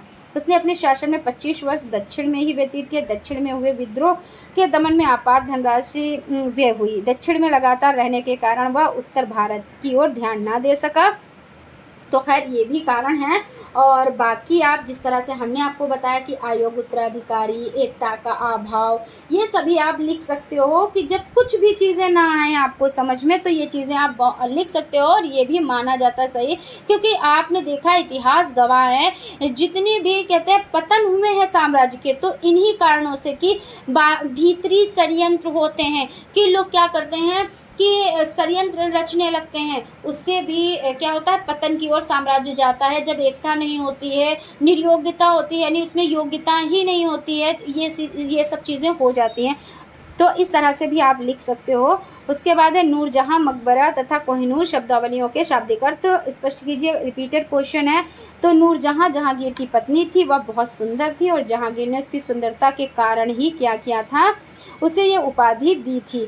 और कोहिनूर क्या था, तो हीरा था, जो बहुमूल्य रत्नों में से एक हो जाता है और इसका कोई मूल्य नहीं आंक सकता है। और मकबरा क्या है, जो कब्र पर एक क्या बनाया जाता, तो यहाँ पे आपका हो जाते हैं कि मकबरा। तो मकबरा जो क्या होता है, बादशाहों की जो कब्र होती है और उसके ऊपर जो स्मारक बनवाया जाता है उसको मकबरा कहते हैं।